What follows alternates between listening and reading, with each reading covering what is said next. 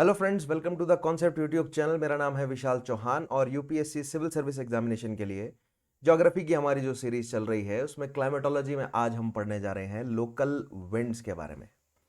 लेकिन आज के टॉपिक पर बढ़ने से पहले स्टूडेंट्स को हमेशा की तरह बताना चाहूंगा, प्रीवियस सेशंस अगर आपने अभी तक अटेंड नहीं किए हैं सो make sure you watch each and every previous video. Unacademy के दी कॉन्सेप्ट चैनल पर आप हैं इस समय। आप मेरे नाम से प्लेलिस्ट ढूंढेंगे इस चैनल पर, आपको हिस्ट्री, ज्योग्राफी और जनरल साइंस की प्लेलिस्ट मिल जाएंगी। मेक श्योर कि आप उन प्लेलिस्ट में जितने भी सेशंस करवाए गए हैं उन सभी सेशंस को थॉरली फॉलो करें। उनमें जो सवाल मैंने पूछे हैं उनके जवाब मुझे कमेंट्स में दें और अपना फीडबैक जरूर प्रोवाइड करें कि आपको सेशंस अच्छे लगते हैं, बुरे लगते हैं, या आप जैसा भी फील करते हैं उन सेशंस के बारे में। ऑलराइट, उसके अलावा सिविल सर्विस एग्जामिनेशन की थरो प्रिपरेशन के लिए अनअकैडमी लेकर आया आपके लिए subscription plan plus and iconic. जिसमें प्लस प्लान में आपको डेली की लाइव क्लासेस मिलती हैं, हाईली स्ट्रक्चर्ड कोर्सेज मिलते हैं, लाइव टेस्ट और क्विजेज मिलते हैं और unlimited access to the content. लेकिन प्लस से ऑलवेज बेटर रहता है आइकॉनिक प्लान, क्योंकि आइकॉनिक ऑब्वियसली आपको ज़्यादा फीचर प्रोवाइड करता है। मैं आपको रेकमेंड करूंगा आप 1 साल या उससे ऊपर के प्लान को सब्सक्राइब करें, क्योंकि वो ज़्यादा वैल्यू फॉर मनी प्रोस्पेक्ट आपके लिए रहेगा। आइकॉनिक में आपको एक पर्सनल मेंटर प्रोवाइड किया जाता है, एक पर्सनल गाइड आपको प्रोवाइड किया जाता है, जो कि सिविल सर्विस एग्जामिनेशन की प्रिपरेशन के दौरान जो है वो आपके साथ जुड़ा रहेगा। उसके अलावा जितना भी आप टेस्ट देंगे उस टेस्ट का प्रॉपर एनालिसिस आपको प्रोवाइड किया जाएगा, ताकि आपकी स्ट्रेंथ्स और वीकनेसेस पर काम किया जा सके। एक्सपर्ट्स की आपको प्रॉपर गाइडलाइंस मिलती रहेंगी। स्टडी मटेरियल और स्टडी प्लानर तो आपको प्रोवाइड किया ही जाएगा। ऑलराइट, उसके अलावा आप ऑप्शनल के लिए अलग से सब्सक्रिप्शन ले सकते हैं। 1 साल या उससे ऊपर की सब्सक्रिप्शन ऑप्शनल के लिए अवेलेबल है, लेकिन मैं आपको रेकमेंड करूंगा अगर आपके पास ऑप्शन हो तो कॉम्बो ऑफर्स को सब्सक्राइब करें। कॉम्बो ऑफर्स ज़्यादा वैल्यू फॉर मनी प्रोस्पेक्ट है आपके लिए। 10% डिस्काउंट के लिए आप डेफिनेटली मेरा कोड यूज़ करेंगे, that is Chauhan sir history. India के टॉप एजुकेटर्स के साथ आपको पढ़ने का मौका मिलता है अगर आप सब्सक्राइब करते हैं इन प्लान्स को, राइट। उसके अलावा जागृति अवस्थी एक एजुकेटर थी अनअकैडमी के, जिन्होंने रैंक सिक्योर करी है all India rank second in UPSC civil service examination 2020 का जो अभी रिजल्ट आया है उसमें।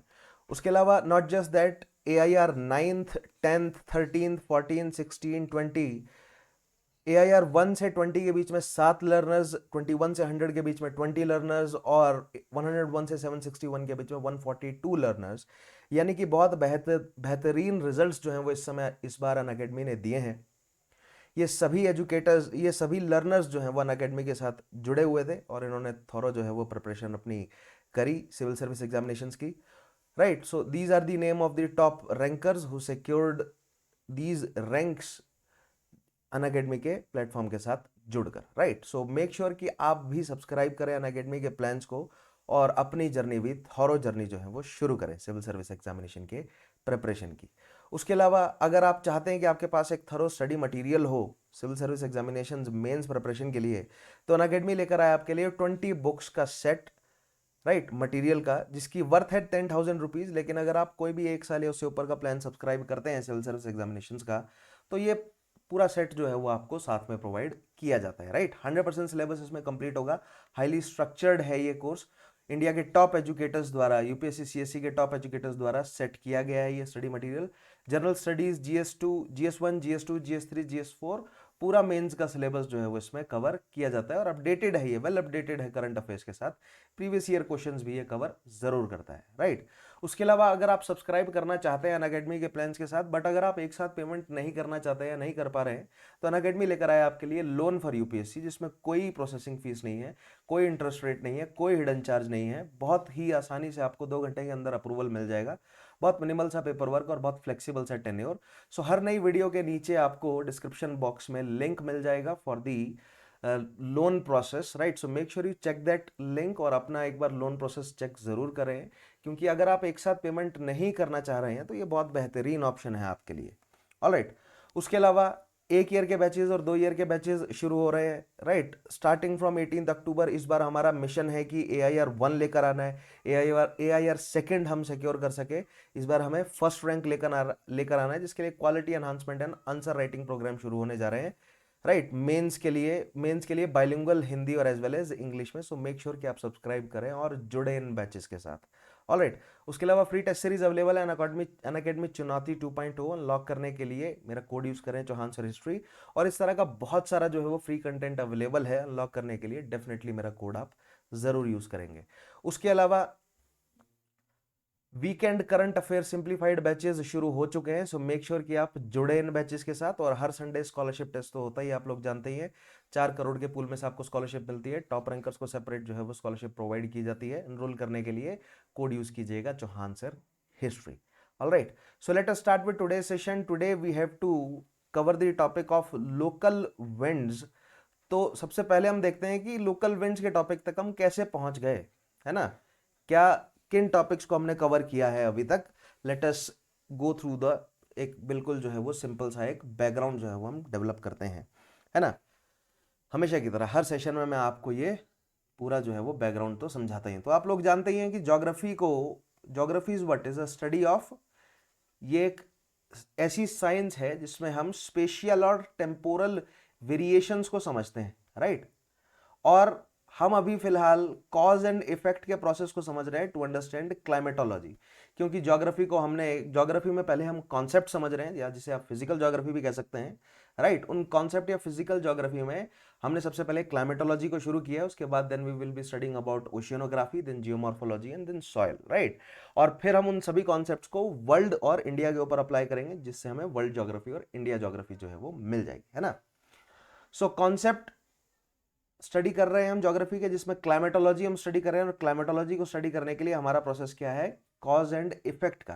दैट मीन्स हमने सबसे पहले जो है वो हीट के बारे में समझा, राइट, इंसोलेशन के बारे में समझा, टेम्परेचर के बारे में समझा, देन प्रेशर के बारे में समझा, और अब हम जो है वो किसके बारे में समझ रहे हैं, विंड्स के बारे में, right. So I hope background आपके पास जो है वो प्रिपेयर्ड होगा। अगर आप रेगुलरली रिवाइज करते आ रहे हैं इन सभी सेशंस को, तो आप जो है वो अच्छे से समझ पा रहे होंगे कि ये कॉज एंड इफेक्ट का जो है वो पूरा प्रोसेस क्या है ना। और उसके अलावा variations, the spatial and temporal variations, है ना। जैसे कि इंसुलेशन में भी vertical and horizontal variation, temperature में भी वर्टिकल एंड हॉरिजॉन्टल वेरिएशन देखा था हमने, प्रेशर में भी वर्टिकल एंड हॉरिजॉन्टल वेरिएशंस को हमने समझा था। और अब हम विंड्स के बारे में समझ रहे हैं, है ना। सो आई होप पिछले सेशंस आपने थॉरली देखे होंगे। अगर आपने नहीं कवर किए हैं पिछले सेशंस, तो मैं यही रेकमेंड करता हूं आपको कि मेक श्योर कि आप सभी पिछले सेशंस को एक बार जरूर कवर करें, ताकि आपकी प्रिपरेशन में कोई कमी जो है वो ना रह जाए। प्री प्लस मेंस हमारा ये सेशन है। अभी मैं स्टैटिक वाला पार्ट करवा रहा हूं। जैसे ही हमारा स्टैटिक कवर हो जाएगा, right, then I will start with the dynamic part. तो स्टैटिक प्लस डायनेमिक, और आप लोग जानते हैं inter plus intra disciplinary approach, यानी कि ज्योग्राफी के अंदर, यानी कि जिस तरह इंसुलेशन टेम्परेचर को अगर आप समझना चाहते हैं, तो आपको प्रेशर और इंसुलेशन दोनों की समझ होनी चाहिए, है ना। विंड्स को आप समझना चाहते हैं, तो आपको प्रेशर, टेम्परेचर, इंसुलेशन सभी की समझ होनी चाहिए, तभी आप आगे जो है वो बढ़ सकेंगे। तो intra disciplinary approach and inter disciplinary approach, है ना। हमने इन सभी क्या बोलते हैं, ये सारे जो चेंजेस हैं, है ना, प्रेशर में चेंज, टेम्परेचर में चेंज, इसको समझने के लिए हमने केमिस्ट्री का पार्टिकल नेचर वाला जो पूरा कॉन्सेप्ट है वो यूज़ किया था। सो this is inter disciplinary approach. So make sure कि आप पिछले सेशंस के साथ जुड़े रहें। मेरी ये सब पढ़ाने की जो पूरे मतलब मेरे पढ़ाने की जो फिलॉसफी है, इसके साथ आप जुड़ें, ताकि आपको मैक्सिमम बेनिफिट मिले। Alright, so let us move with today's topic. आज हमें विंड के टॉपिक को आगे बढ़ाना है। तो अभी तक हमने विंड्स के बारे में क्या पढ़ा है, उसको एक बार फिर से रिवाइज कर लेते हैं, है ना।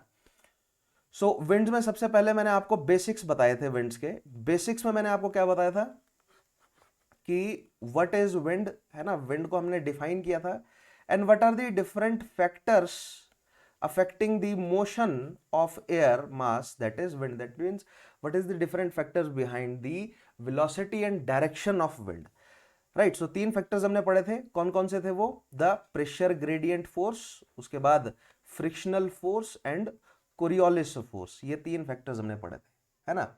फिर उसके बाद नेक्स्ट चीज जो हमने पढ़ी थी वो थे टाइप क्या क्या है विंड्स की, है ना।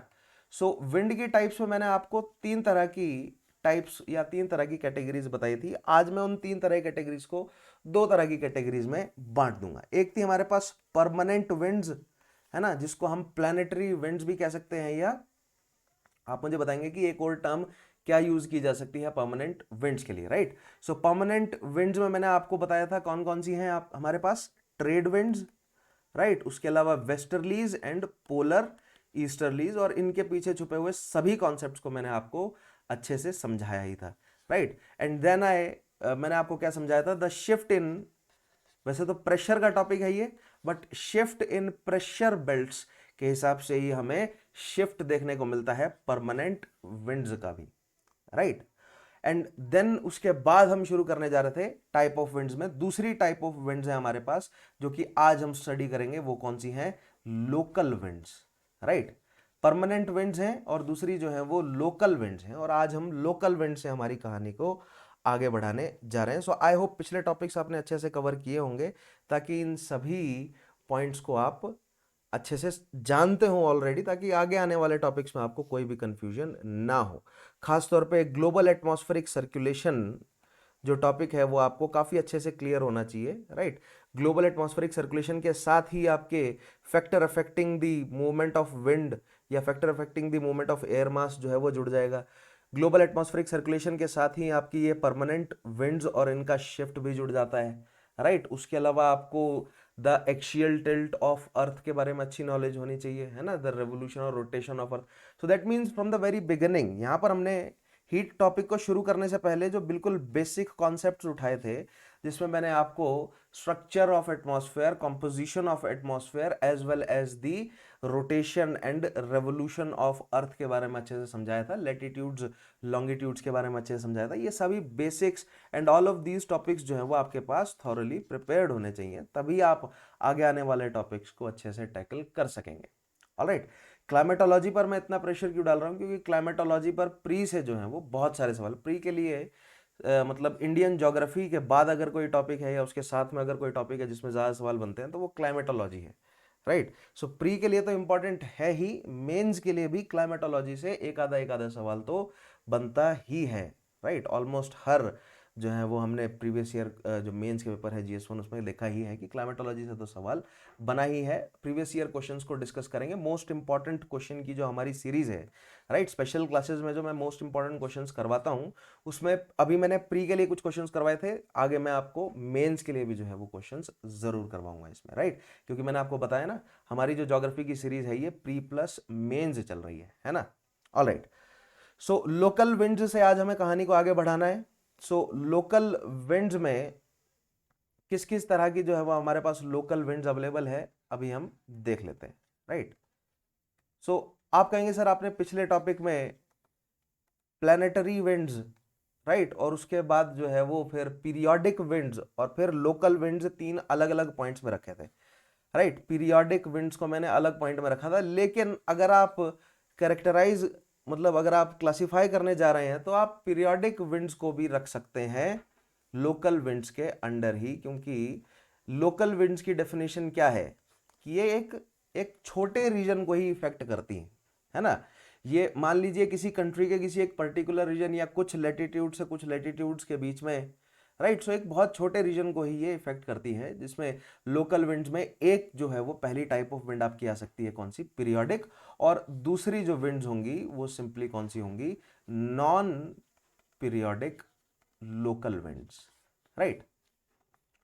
सो पीरियोडिक लोकल विंड्स के बारे में as the name suggest, periodic का मतलब क्या है कि एक फिक्स्ड जो है वो साइकिल में आप कह सकते हैं कि वो है, मतलब एक सर्टेन टाइम के बाद वो फिर से जो है वो दिखनी शुरू हो जाएंगी, राइट। दैट मीन्स हो सकता है कि इनकी पीरियोडिक जो साइकिल है वो एक डे की हो, एक डे में कई बार चेंज हो, वीक्स की हो सकती है, मंथ्स की हो सकती है, सीजन की हो सकती है, ईयरली हो सकती है, राइट। बट वो पीरियोडिक होगी, है ना, उसमें गैप नहीं होगा, राइट। पीरियोडिक होने का मतलब क्या है कि उसमें गैप नहीं है, वो कंटिन्यूअस है और वो सेम मैग्नीट्यूड और इंटेंसिटी से आपको होते हुए भी नजर आएंगी। नॉन पीरियोडिक का मतलब क्या है कि उसमें सेम मैग्नीट्यूड और इंटेंसिटी नहीं दिखेगी, सेम इंटरवल ऑफ टाइम के बाद वो आते हुए नहीं दिखेंगे, उसमें थोड़े चेंजेस आपको होते हुए, यानी कि गैप्स आपको नजर आएगा। एक क्लोज्ड साइकिल जैसा सिस्टम आपको वहां पर नहीं देखने को मिलेगा जैसा हमें पीरियोडिक विंड्स में देखने को मिलता है, राइट।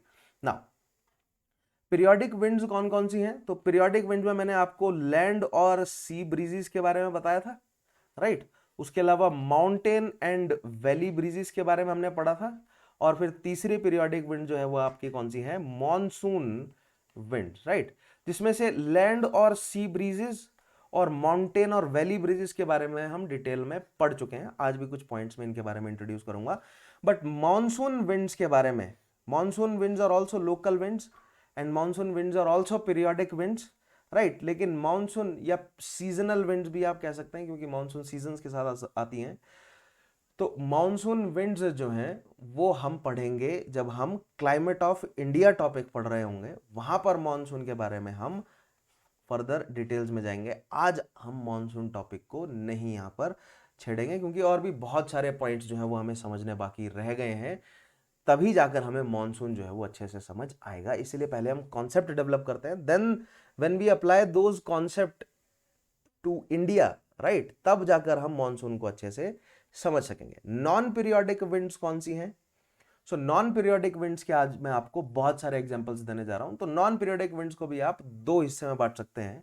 ये नॉन पीरियोडिक विंड्स जो हैं वो क्या होंगी? ईदर दे आर वार्म और हॉट, राइट, और दूसरी साइड जो है वो क्या हो सकती हैं? वो कोल्ड होंगी, राइट। अब वार्म और हॉट होने के साथ साथ वो या तो ड्राई हो सकती हैं या तो वेट हो सकती हैं, right. Same goes for cold. Cold जो है वो ड्राई भी हो सकती है और कोल्ड जो है वो वेट भी हो सकती है। सो नॉन पीरियोडिक विंड्स जो है वो आज का हमारा मेन एम्फोसिस रहेगा। नॉन पीरियोडिक विंड्स जो है वो वार्म हॉट या कोल्ड जो है वो, या वार्म या कोल्ड या हॉट या कोल्ड आप कह सकते हैं आसानी के लिए, हॉट या कोल्ड नॉन पीरियोडिक विंड्स रहने जा रही हैं, जो कि ड्राई और वेट जो है वो दोनों ही फॉर्म में हमें देखने को मिलेंगी, राइट। उसके अलावा पीरियोडिक विंड्स में आज हम लैंड एंड सी ब्रीजेस और माउंटेन एंड वैली ब्रीजेस के बारे में थोड़ा सा कुछ पॉइंट्स के माध्यम से समझेंगे। ऑलराइट, सो आई होप ये बैकग्राउंड आपके पास अच्छे से प्रिपेयर्ड हो और इस तरह से आप जो है वो पॉइंट्स में अगर लिखना सीख जाएं, राइट, इस तरह अगर आप फ्लो चार्ट्स अगर बनाना सीख जाएं इन सारे टॉपिक्स का, तो आपको रिवाइज करने में बहुत ज़्यादा आसान होगी। कोई बात नहीं, मैं हर सेशन में ये फ्लो चार्ट्स बनाता रहता हूँ। अगर आप इन फ्लो चार्ट्स को वापस ड्रॉ करते रहेंगे तो एक टाइम ऐसा आएगा कि आप पूरा सिलेबस जो है वो फ्लो चार्ट के माध्यम से लिख पा रहे होंगे, ठीक है। तो हर सेशन में ये फ्लो चार्ट मैं इसीलिए बनाता हूं ताकि आपको रिवाइज करने में कोई समस्या ना आए। अगर आप ये फ्लो चार्ट बार बार बनाते रहेंगे ये सारे चार्ट्स को, राइट, ये सिनॉप्सिस फॉर दैट मैटर, आप सिनॉप्सिस कह सकते हैं इनको, अगर आप ये सभी सिनॉप्सिस जो है वो अच्छे से क्रिएट कर पा रहे हैं, ठीक है, सो आपको रिवाइज करने में जो है वो ज़्यादा समस्या नहीं होंगी। दैट मीन्स अगर आप विंड्स के बेसिक में फैक्टर्स अफेक्टिंग विंड्स को केवल पीजीएफ अगर आप पढ़ेंगे तो पूरा प्रेशर ग्रेडियंट फोर्स जो टॉपिक मैंने आपको कराया था, जिसमें मैंने आपको प्रेशर को अलग से समझाया था, ग्रेडियंट को अलग से और फोर्स को अलग से समझाया था, राइट। फिर उसकी डेफिनेशन मैंने आपको बताई थी, पूरा एक्सप्लेन किया था कि किस तरह प्रेशर ग्रेडियंट जो है वो काम करता है। Higher the pressure gradient, higher the pressure gradient force, hence higher the velocity of wind, higher the velocity of wind, so more will be the effect of Coriolis क्या बोलते हैं, forces, right. So I hope ये सारे points अगर आपने previous sessions अच्छे से revise किए हैं तो कोई भी आपको समस्या जो है वो नहीं होने जा रही है। So let us move towards today's topic. Today we will have to understand about the local winds, और जिसमें पहले हम कुछ पीरियोडिक विंड्स के बारे में देखते हैं, then we will dive into the non periodic winds, जिसको हम वार्म या हॉट और कोल्ड नॉन पीरियोडिक विंड्स के हिसाब से बांट सकते हैं, राइट। जिसके एग्जांपल्स वार्म या हॉट के जैसे कि चिनूक है, जोंडा है, राइट, उसके अलावा फॉन हो गई, लू हैं, ये वार्म या हॉट नॉन पीरियोडिक विंड्स हैं। कोल्ड में बोरल हो गई, बोरा हो गई, मिस्ट्रल हो गई, राइट, बुरान हो गई, ब्लिजर्ड है, ये cold non periodic local winds है, राइट। कोई बात नहीं, आपको ना आज का जो सेशन है, एक बहुत इंपॉर्टेंट पॉइंट आज के सेशन में बोलना चाहूंगा। मैं हमेशा कॉन्सेप्ट पर फोर्स डालता हूं कि आपको अगर कॉन्सेप्ट प्रिपेयर्ड होंगे तो फैक्ट्स अपने आप जुड़ते चले जाएंगे। लेकिन आज के टॉपिक में मैं थोड़ा सा आपको मेमोराइज करने पर भी स्ट्रेस डालूंगा, क्योंकि कुछ ऐसे पॉइंट्स हैं जो आपको मेमोराइज जो है वो करने होंगे। अदरवाइज मैं हमेशा से आपको, आप जानते हैं मेरे पढ़ाने की फिलॉसफी, अगर आप रेगुलरली फॉलो करते आ रहे हैं मेरे सेशन को, तो कॉन्सेप्ट पर मेरा ज़्यादा जोर रहता है। कॉन्सेप्ट अगर आपके क्लियर होंगे तो मैं हमेशा से कहता हूँ कि फैक्ट्स तो फिर एग्जाम्पल्स हैं आपके साथ जुड़ते चले जाएंगे। Alright, now let us move to our today's topic. Periodic winds या सीजनल विंड्स जो हैं वो क्या हो सकती हैं, राइट। पीरियोडिक विंड्स में सीजनल विंड्स या पीरियोडिक विंड्स क्या हैं, तो देखिएगा, periodic wind change their direction periodically with the change in season. Example monsoon, land and sea breezes, mountain and valley breezes जो है वो कुछ पीरियोडिक हमारी विंड्स हैं, राइट। पीरियोडिक भी मतलब लोकल विंड्स में पीरियोडिक हमारी ये विंड्स है ना। सो लैंड और सी ब्रीजेस के बारे में देखते हैं। वैसे तो मैंने ग्रेट डील आपको इसके बारे में समझाई थी। लैंड और सी ब्रीजेस हमें क्यों देखने को मिलता है? Due to the horizontal variation in temperature, topic में मैंने आपको बताया था, राइट, जिसमें मैंने आपको बताया था due to the differential heating of land and sea we observe land and sea breezes, and the causes for differential heating of land and sea में मैंने आपको बताया था due to the specific heat, right, उसके अलावा transparency, right, conductivity and evaporation, कुछ जो मैंने आपको चार जो हैं वो फैक्टर्स बताए थे जिस वजह से हमें differential heating of land and sea देखने को मिलती है। और consequently we observe land and sea breezes, right, जिसमें सबसे मेन जो पॉइंट था वो था स्पेसिफिक हीट, बिकॉज लैंड जो है वो उसकी स्पेसिफिक हीट कम होने की वजह से इट गेट्स, क्या होता है, ये गर्म भी जल्दी हो जाता है और ठंडा भी जल्दी हो जाता है एज कंपेयर टू वाटर, क्योंकि वाटर की स्पेसिफिक हीट जो है वो ज़्यादा होती है, उसको गर्म होने में भी समय लगता है और वो ज़्यादा समय तक अपनी हीट को रिटेन भी रखता है, दैट मीन उसको ठंडा होने में भी समय लगता है। इसीलिए हमें ये पीरियोडिक विंड्स देखने को मिलती हैं, लैंड एंड सी ब्रीजेस। अगर आपने पिछले सेशंस अच्छे से अटेंड किए हैं सो आप लैंड एंड सी ब्रीजेस को बहुत अच्छे से जानते होंगे। So nevertheless we will go through these statements और हम इन सभी पॉइंट्स को फिर से जो है वो एक बार ओवरलुक करने की कोशिश करेंगे, right. Now, the land and sea absorb and transfer heat differently due to the difference in their specific heat, है ना, because water की specific heat जो है वो क्या है, ज्यादा है, प्लस वाटर जो है वो कन्वेक्टिव है, फ्लूइड है वाटर, तो वो हीट को कन्वेक्ट करेगा। अगर वो हीट को कन्वेक्ट कर सकता है so it will convect heat to a larger region. But land पर अगर मेटल्स होगा तो मेटल्स हीट को अच्छे से कंडक्ट करते हैं, बट जो रॉक्स है, सैंड है, राइट, ये सब जो है वो क्या होती हैं, यानी कि जो लैंड है ये बैड कंडक्टर्स होती है ना। बैड कंडक्टर कहने का मतलब ये हीट को केवल इनके अपर लेयर तक हीट रह जाती है, नीचे मतलब लोअर लेयर्स तक हीट नहीं जा पाती है as compare to water. Water जो है वो लोअर, अपनी लोअर लेयर्स तक, रिलेटिवली ज्यादा लोअर लेयर्स तक जो है वो हीट को कन्वेक्ट कर पाता है ना। फ्लूइड के केसेस में we use the term convect, right. Now land heats up faster during day and becomes warmer than the sea, therefore warm air rises over the land giving rise to a low pressure area, whereas sea is relatively cool and the pressure over sea is relatively high।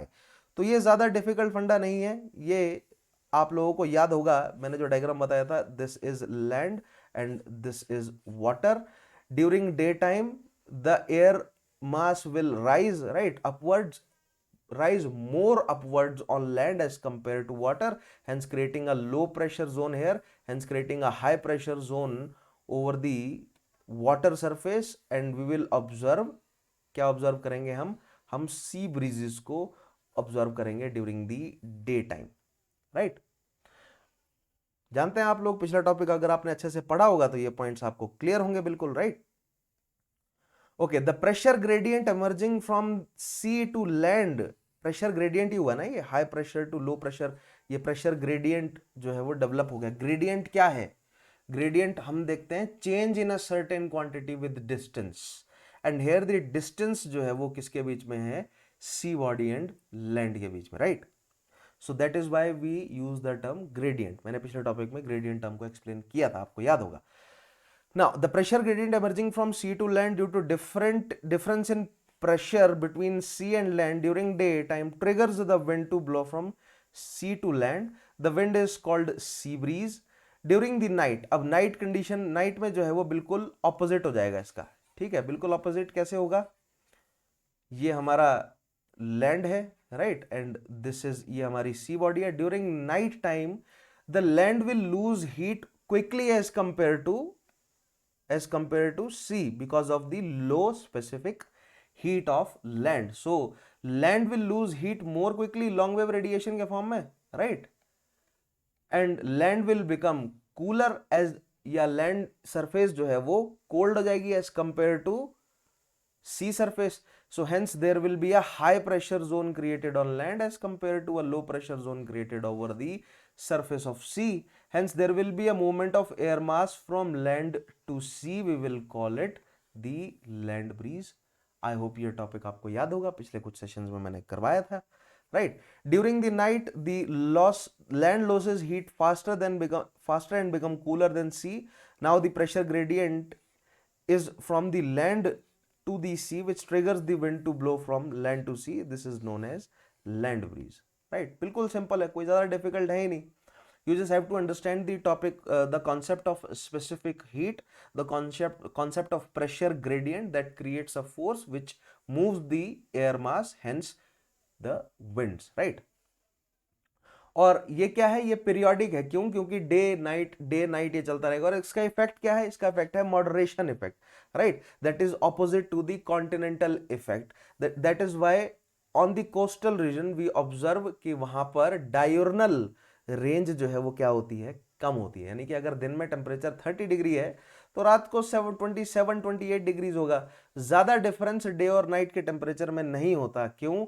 Because of the land and sea breezes there is a moderation effect, right, as compare to continent और inland areas where there is no contact with the huge water bodies such as seas and greater lakes, right, hence the moderation effects is negligible. That is why we observe greater diurnal range as well as हमें जो है वो continental area में ज़्यादा बड़ी जो है वो एनुअल, अगर आप टेम्परेचर की रेंज देखेंगे तो भी आपको ज़्यादा एनुअल टेम्परेचर रेंज देखने को मिलेगी। जैसे उलन बतार में मैंने आपको, अगर आपने मोस्ट इंपॉर्टेंट क्वेश्चंस वाला सेशन मेरा अटेंड किया था तो मैंने आपको बताया था उलन बतार में -38 से -35 से -40 डिग्री सर्दियों में जो है वो मिनिमम टेम्परेचर होता है और मैक्सिमम टेम्परेचर 42-45 डिग्री सेल्सियस तक कहीं ना कहीं कहीं पहुंच जाता है उलन बतार में। मंगोलिया का कैपिटल है उलन बतार, राइट।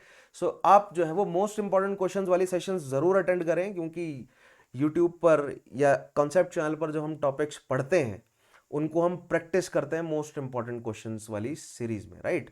और जिससे आप स्पीड और एक्यूरेसी पर भी हम काम कर सकते हैं। आप लोगों को जो है वो अच्छी प्रैक्टिस होती है क्वेश्चंस को अटेंड करने की।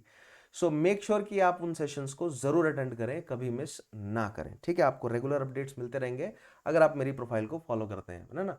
बहुत सारे स्टूडेंट पूछते हैं कि सर आपके सेशंस को एक्सेस कैसे कर सकें, तो उन स्टूडेंट्स के लिए मेरा बिल्कुल बेसिक जवाब ये है कि आप अनअकैडमी के एप्लीकेशन पर जाइए, लर्निंग एप्लीकेशन पर या वेबसाइट पर जाइए। वहां पर आप एजुकेटर का नाम जहां पर सर्च करना होता है, मेरा नाम सर्च कीजिए विशाल चौहान, आपको मेरे नाम से सारी प्लेलिस्ट मिल जाएंगी। मेरी प्रोफाइल को फॉलो करके अगर आप रखेंगे तो आपको रेगुलर अपडेट्स भी मिलते रहेंगे।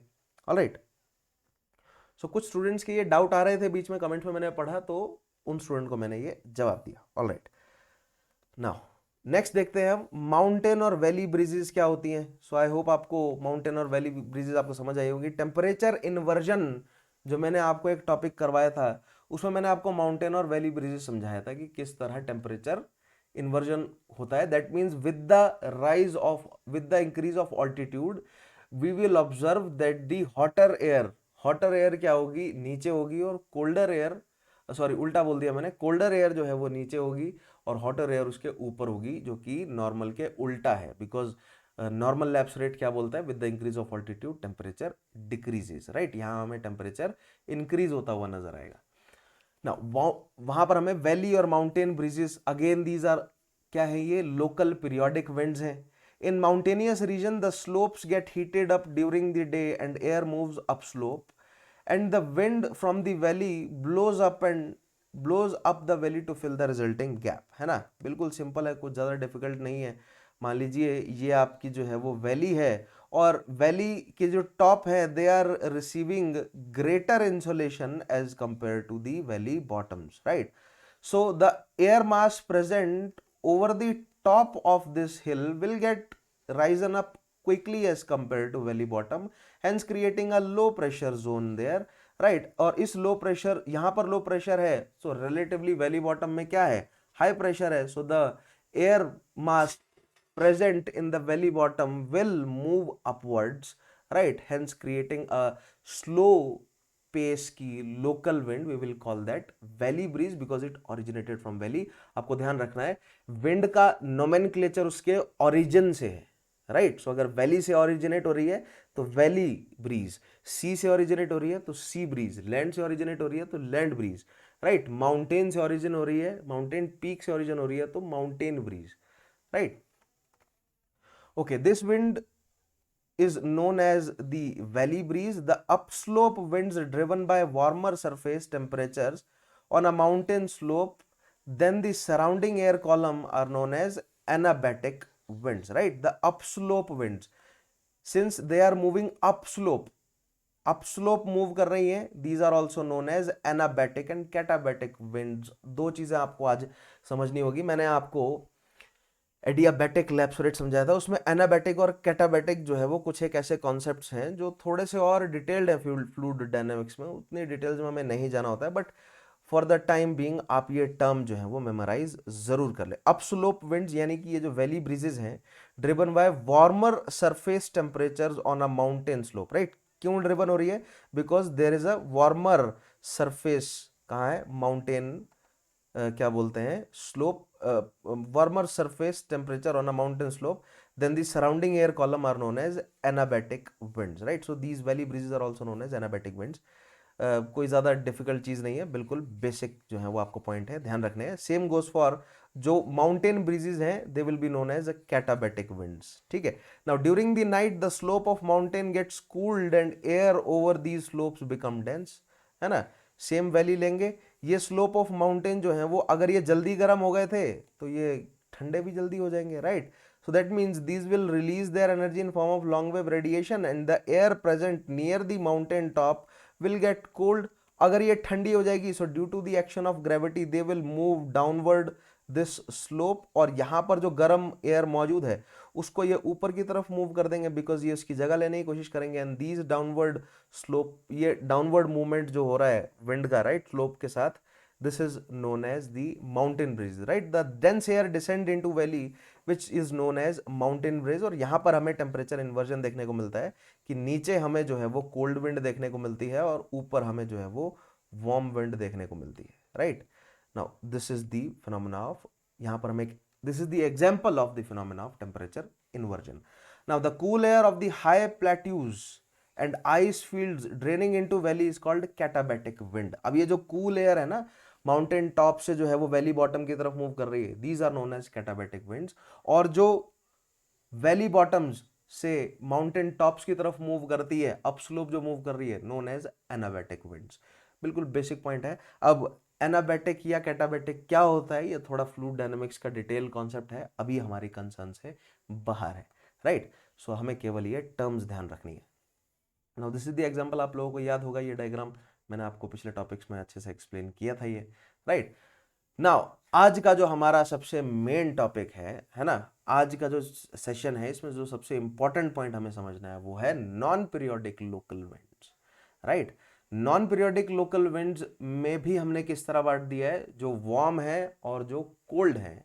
तो मैं आपको वार्म और कोल्ड के हिसाब से पढ़ाऊंगा, क्योंकि जैसे कि मैंने आपको बोला ना कि आज आपको थोड़ा सा ना अपनी मेमोरी पर जोर डालना पड़ेगा, थोड़ा सा आपको मेमोराइज करना पड़ेगा, बट मेरी कोशिश ये रहेगी कि मैं जितना हो सके कंसेप्चुअल जो है वो सेंस प्रोवाइड कर सकूं आज के सेशन को, ठीक है। अदरवाइज ये थोड़ा सा मतलब क्या बोलते हैं, मेमोराइज करने वाला टॉपिक है। Alright, so non periodic local winds आ गए हम यहाँ पर।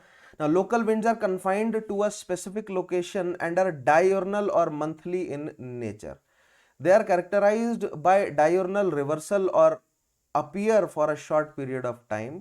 Local winds are produced either due to physiographic features such as mountain and valley or due to distribution of land and sea. They bring diurnal variation in weather conditions. अब इन सभी points का मतलब क्या है, ये लोकल विंड की बिल्कुल basic definition है, ठीक है। तो लोकल विंड जो है वो लोकल क्यों कहा जाता है, लोकल वर्ड का मतलब क्या बना कि ये किसी स्पेसिफिक लोकेशन के लिए, मतलब ये किसी स्पेसिफिक लोकेशन के लिए है। दैट मींस अगर हम लू की बात करेंगे, गर्मियों में नॉर्थ इंडियन प्लेन्स में लू चलती है, राइट।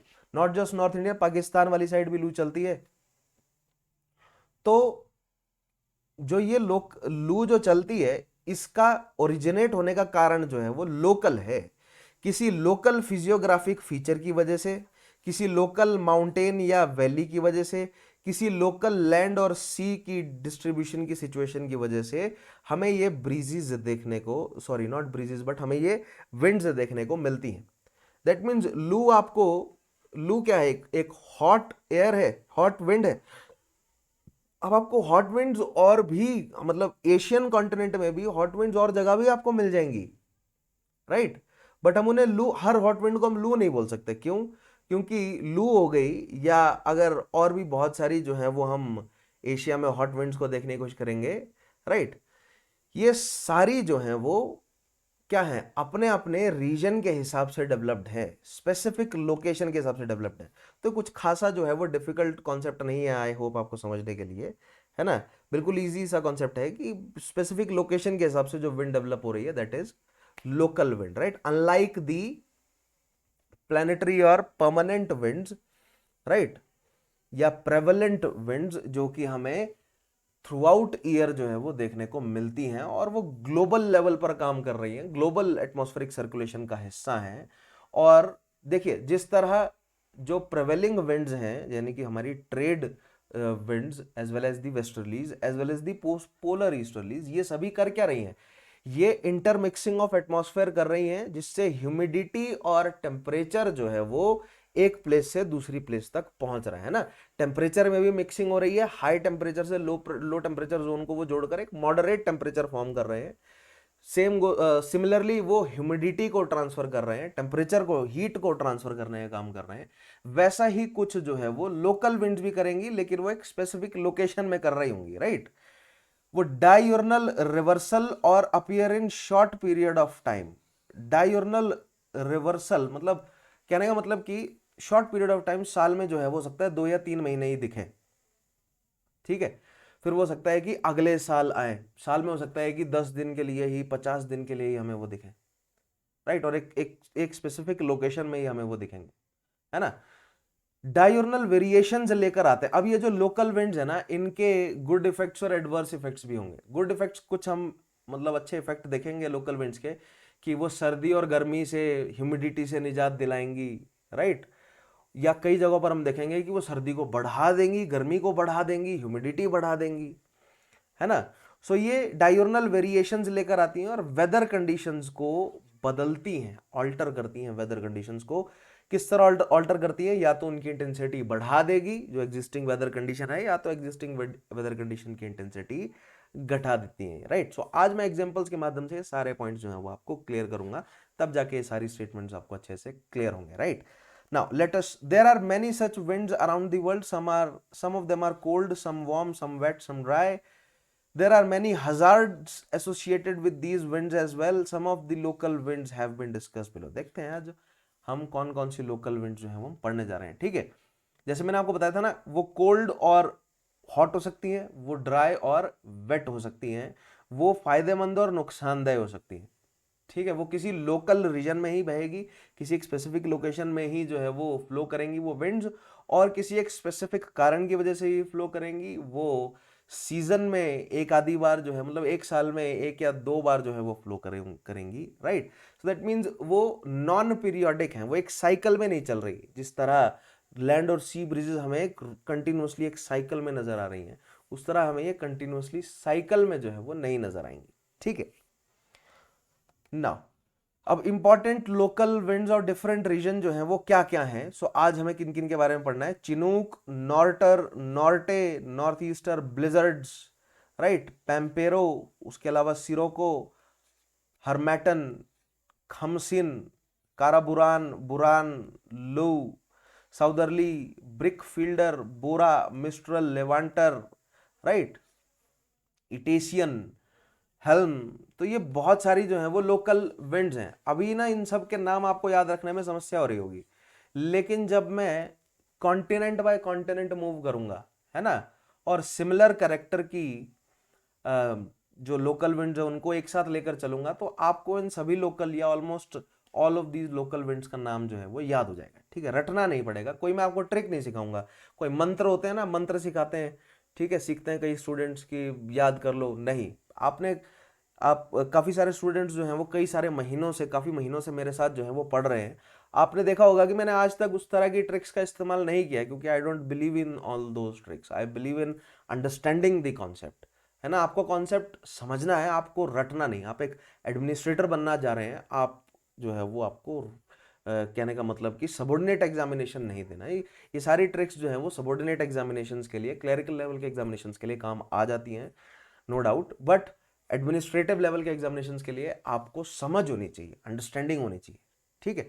तो उसी सेंस में मैं हमेशा से पढ़ाता ही हूँ, और लोकल विंड्स के लिए भी मैं आपको मंत्र जो है वो दे सकता हूँ, बहुत सारी ट्रिक्स हैं, but I will not be taking those that path, because वो पाथ जो है वो आपको अंडरस्टैंडिंग से दूर ले जाता है, आपके दिमाग को खोलता नहीं है ना। मेरा काम क्या है, किसी भी टीचर, अगर मैं, वैसे तो मैं अपने आप को स्टूडेंट कंसीडर करता हूँ, ठीक है।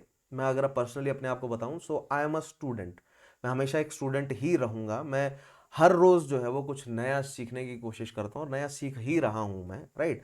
और मैं ये जानता हूँ कि मेरे जीवन के जितने भी आगे पड़ाव रहेंगे, वो हर पड़ाव जो है वो मुझे कुछ ना कुछ नया सिखाएगा, ठीक है। नेवरदलेस, अगर मैं ये टॉपिक आपको पढ़ा रहा हूं या कोई सब्जेक्ट आपको पढ़ा रहा हूं तो मैं आपका टीचर हूं, और एक टीचर की बिल्कुल बेसिक जिम्मेदारी होती है स्टूडेंट को चैलेंज करना, ठीक है।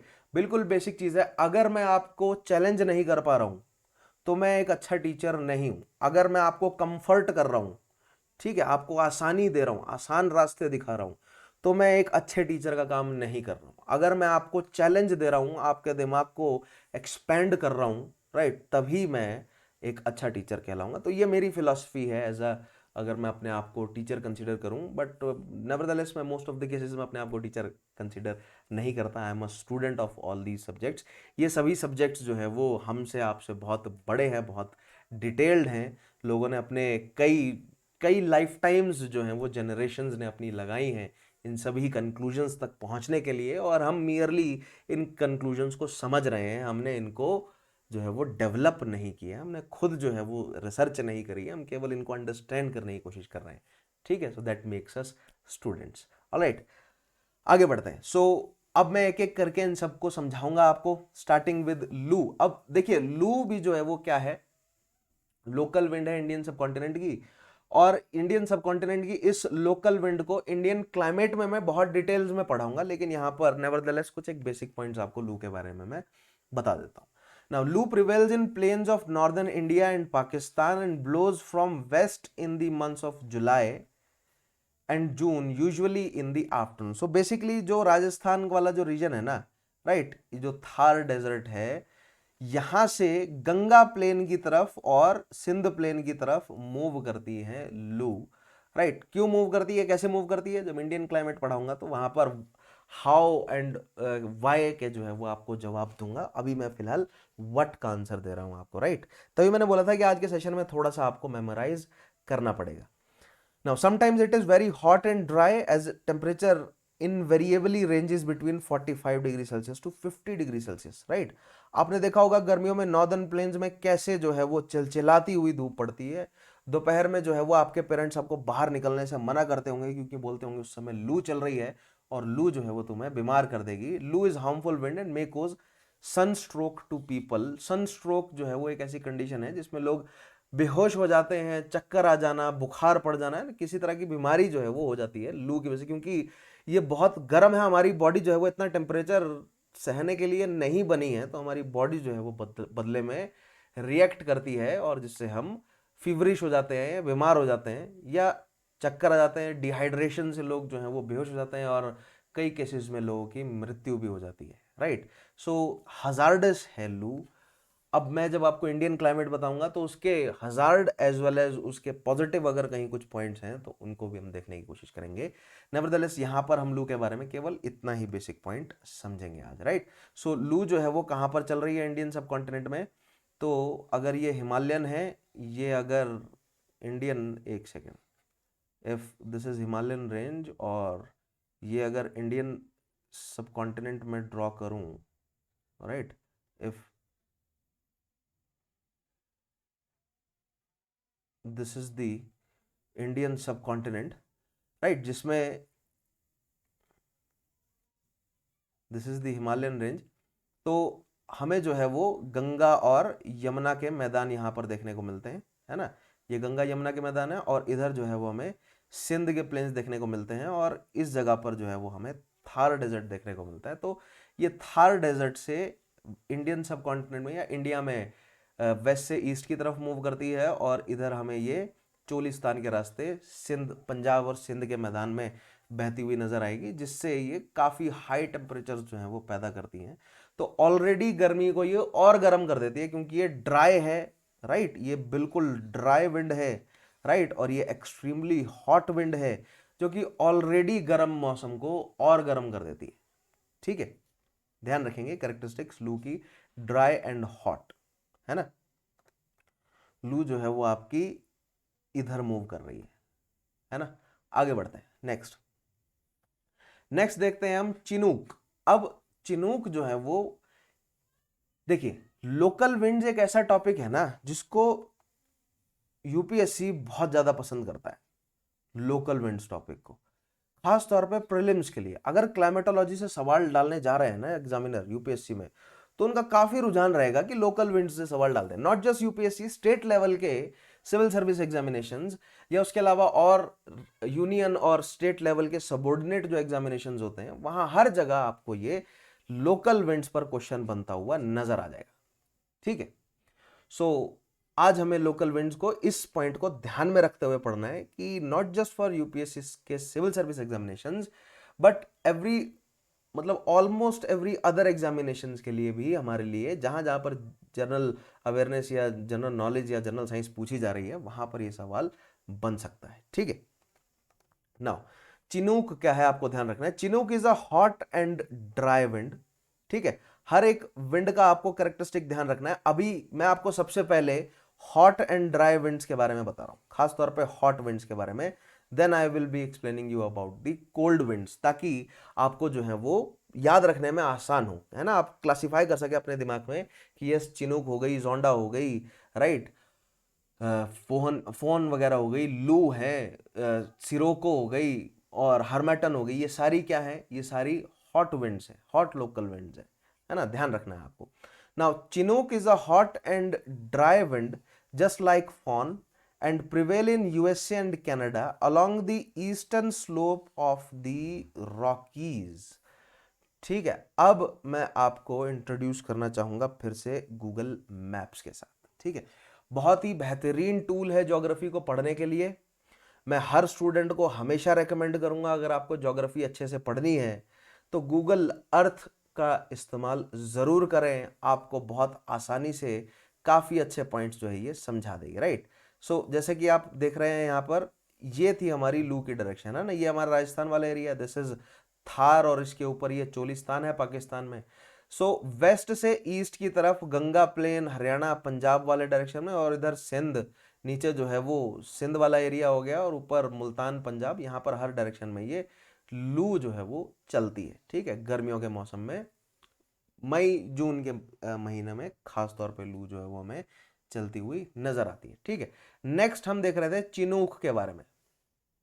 अब इंडिया के, जब मैं इंडिया स्पेसिफिक टॉपिक्स करवाऊंगा, क्योंकि ऑब्वियसली इंडियन ज्योग्राफी हम पढ़ेंगे अलग से, उसमें इंडियन क्लाइमेटोलॉजी को पढ़ेंगे, है ना, क्लाइमेट ऑफ इंडिया टॉपिक हम पढ़ेंगे, वहां पर लू पर ऑब्वियसली हम ज्यादा डिटेल्स में जाएंगे, क्योंकि बहुत इंपॉर्टेंट हो जाता है भारत के लिए। नाउ अब आते हैं हम नॉर्थ और साउथ अमेरिका में। ये हमारा है नॉर्थ एंड साउथ अमेरिका, और नॉर्थ और साउथ अमेरिका के जो, देखिए ये है वेस्ट कोस्ट, इसको वेस्ट कोस्ट कहते हैं नॉर्थ अमेरिका का, और इसको बोलते हैं ईस्ट कोस्ट नॉर्थ अमेरिका का। Same goes for southern America, this is the west coast and this is the east coast of southern America. So the west coast का मतलब क्या है, जो वेस्टर्न हेमिस्फीयर, या सिमिलर सिमिलर सी बात है, this is the prime meridian, right, this is the northern America, northern American continent. So जो eastern hemisphere की तरफ जो कोस्ट लाइन है दैट इज ईस्ट कोस्ट, और जो वेस्टर्न हेमिस्फीयर की तरफ जो कोस्ट लाइन है that is west coast, right. So western coast line में आप देखेंगे, नॉर्दर्न अमेरिका में आप अलास्का से लेकर चलें, राइट, अलास्का से लेकर एलुशियन आइलैंड्स से ही अगर आप उठा लें, एलुशियन आइलैंड्स से लेकर थ्रू आउट वेस्टर्न कोस्ट में नॉर्दर्न अमेरिका, और थ्रू आउट वेस्टर्न कोस्ट में सदर्न अमेरिका तक, आपको ये जो येलो सा रीजन नजर आ रहा है ना, ग्रेइश येलो सा, this is nothing but a mountainous region, है ना। आपने मैप्स में देखा है जो ग्रीन रीजन होता है वो प्लेन लैंड होता है, और जो with the increase of altitude land का कलर जो है वो हमें कैसा देखने को मिलता है, थोड़ा सा मतलब बफ कलर्स जो है वो देखने को मिलते हैं, यानी कि पेल वाइट, ऑफ वाइट, येलो, और जो आइस कैप्स होती हैं वो ऑब्वियसली हमें वाइट देखने को मिलती है। तो आप देख ही पा रहे हैं वेस्ट कोस्ट में, सो नॉर्दर्न अमेरिकन जो कॉन्टिनेंट है उसमें वेस्ट कोस्ट में ये पूरी, देख रहे हैं आप, ये नीचे तक मेहिको तक, यानी मेक्सिको तक, ये पूरी जो माउंटेन रेंज है इसको रॉकी माउंटेन्स कहा जाता है ना। और केवल यहाँ पर रॉकी माउंटेन ही नहीं है, यहाँ पर नेवाडन माउंटेन्स भी हैं, और भी एक दो रेंजेस भी हैं, राइट। बट इंपॉर्टेंट जो है वो हमारे लिए इस समय कौन सी है, रॉकी माउंटेन्स हैं, आपको ध्यान रखना है। और क्यों है ये इंपॉर्टेंट मैं आगे आपको एक्सप्लेन करता हूं, ठीक है। ज्यादा जो है वो डिफिकल्ट टॉपिक जो है वो बिल्कुल भी नहीं है, आपको परेशान जो है वो यहां पर नहीं होना है इसको लेकर, राइट नाउ। सो ये हमारे रॉकी माउंटेन्स। अब विंड्स के बारे में मैंने आपको बताया था, है ना। ये हमारी इक्वेटर है, इक्वेटर से ट्रॉपिक ऑफ कैंसर के बीच में कौन सी विंड चल रही है, ट्रेड विंड्स। और नॉर्दर्न हेमिस्फीयर में ट्रेड विंड्स की डायरेक्शन क्या है, towards the right, right. So towards the right ये चल रही होंगी, in southern hemisphere towards the left ये चल रही होंगी। सो अगर टुवर्ड्स दी राइट और टुवर्ड्स दी लेफ्ट चल रही हैं तो आप ऑब्वियसली देख पा रहे हैं कि बाहर की तरफ निकल रही हैं, किससे, इन कॉन्टिनेंट से, नॉर्दर्न और सदर्न अमेरिकन कॉन्टिनेंट से, right. But northern American continent में 30 डिग्री से ऊपर, 30 डिग्री नॉर्थ देख रहे हैं ना आप, 30 डिग्री नॉर्थ से ऊपर और 60 डिग्री नॉर्थ के बीच में जो विंड्स चल रही हैं उनको बोलते हैं वेस्टर्लीज, ठीक है। और ये वेस्टर्ली विंड्स अगर चल रही है यहां पर तो पैसिफिक ओशियन से ऑब्वियसली स्ट्रांग होंगी, क्योंकि पैसिफिक ओशियन में क्या होगा, एज कंपेयर टू लैंड जो है वो पैसिफिक ओशियन में प्रेशर ग्रेडियंट जो है वो स्पेस्ड होंगे, राइट। दैट मींस अनइंटरप्टेड जो है वो विंड का फ्लो होगा, हमें बेल्ट देखने को मिलेगी as compare to cell. On continent हमें सेल्स देखने को मिलते हैं, on oceanic surface we observe belts, right. So जो वेस्टर्लीज हैं वो बहुत स्ट्रेंथ में मूव कर रहे होंगे। मान लीजिए 170 डिग्री ईस्ट, 170 डिग्री वेस्ट से जो है वो वेस्ट कोस्ट की तरफ, नॉर्दर्न अमेरिकन जो है वो कॉन्टिनेंट के वेस्ट कोस्ट की तरफ मूव कर रही हैं। और जैसे ही वो नॉर्दर्न अमेरिकन कॉन्टिनेंट में एंटर करने लगेंगी, उनको उनसे कौन टकराएगा, उनसे टकराएंगी द रॉकी माउंटेन्स। और ये जो वेस्टर्लीज रॉकी माउंटेन से टकरा रही हैं, यहीं पर ही हमें देखने को मिल जाती हैं चिनूक, ठीक है। कैसे, आइए देखते हैं। Now they are more common in winter and early spring. So chinook is a phenomena of winter, ध्यान रखना है। Chinook is associated with the westerlies in northern hemisphere. Chinook is beneficial to ranchers. Ranchers कौन होते हैं, जो जिनके पास बड़े बड़े जो हैं वो फील्ड्स होते हैं, कई कई सैकड़ों एकड़ में जो है वो वीट उगाते हैं। क्योंकि ये जो एरिया है, ये जो एरिया है ना रॉकी के बाद, this area is considered as the wheat basket of not just US और अमेरिका, बट पूरी धरती के लिए जो है वो बहुत सारा व्हीट यहां से निकल रहा है, ठीक है। सो चिनूक जो है वो बहुत बेनिफिशियल है इन लोगों के लिए। कैसे, आइए मैं आपको समझाता हूं। और ये ग्रासलैंड है, these grasslands are known as prairies, ठीक है। So chinook is also associated with westerlies, chinook is associated with prairies, chinook is associated with the Rocky mountains on the western coast line of northern American continent, ठीक है। ध्यान रखना है आपको ये सारे पॉइंट्स, इन सभी छोटे छोटे पॉइंट्स पर सवाल बनते हैं। आइए मैं आपको समझाता हूं कि ये खेल आखिर है क्या, ठीक है ना। इस डायग्राम में आप देखेंगे, सो अगर मैं एक रफ सा डायग्राम जो है वो आपको बनाकर दिखाऊं नॉर्दर्न अमेरिकन कॉन्टिनेंट का, ठीक है। आप लोगों को जो है वो रफ डायग्राम्स बनाने आने चाहिए ताकि आप अच्छे से समझ सकें, right.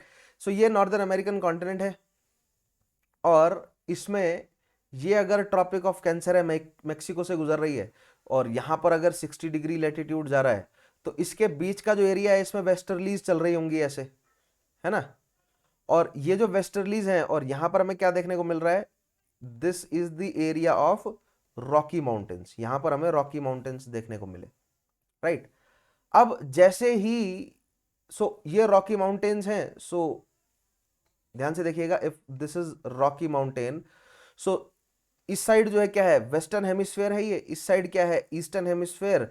Hence these slopes of Rocky mountains are known as the western slopes and these slopes of Rocky mountains are known as the eastern slopes, right. और अगर आप हिमालयस के लिए कंसीडर करेंगे, ये रेंज के हिसाब से होता है। देखिए रेंज आपकी या तो ईस्ट से वेस्ट की तरफ होगी या तो नॉर्थ से साउथ की तरफ होगी।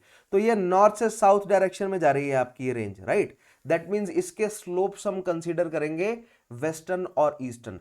हिमालयस जो है वो आपकी वेस्ट से ईस्ट की तरफ मूव कर रही है, या ईस्ट से वेस्ट भी कह सकते हैं आप।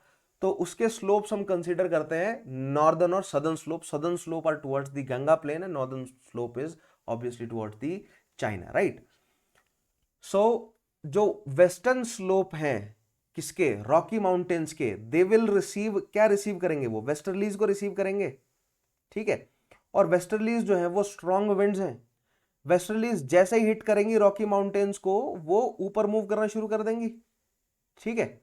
बट जैसे ही वो ऊपर मूव करेंगी, so with the increase of altitude temperature क्या होता है, टेम्परेचर डिक्रीजेस।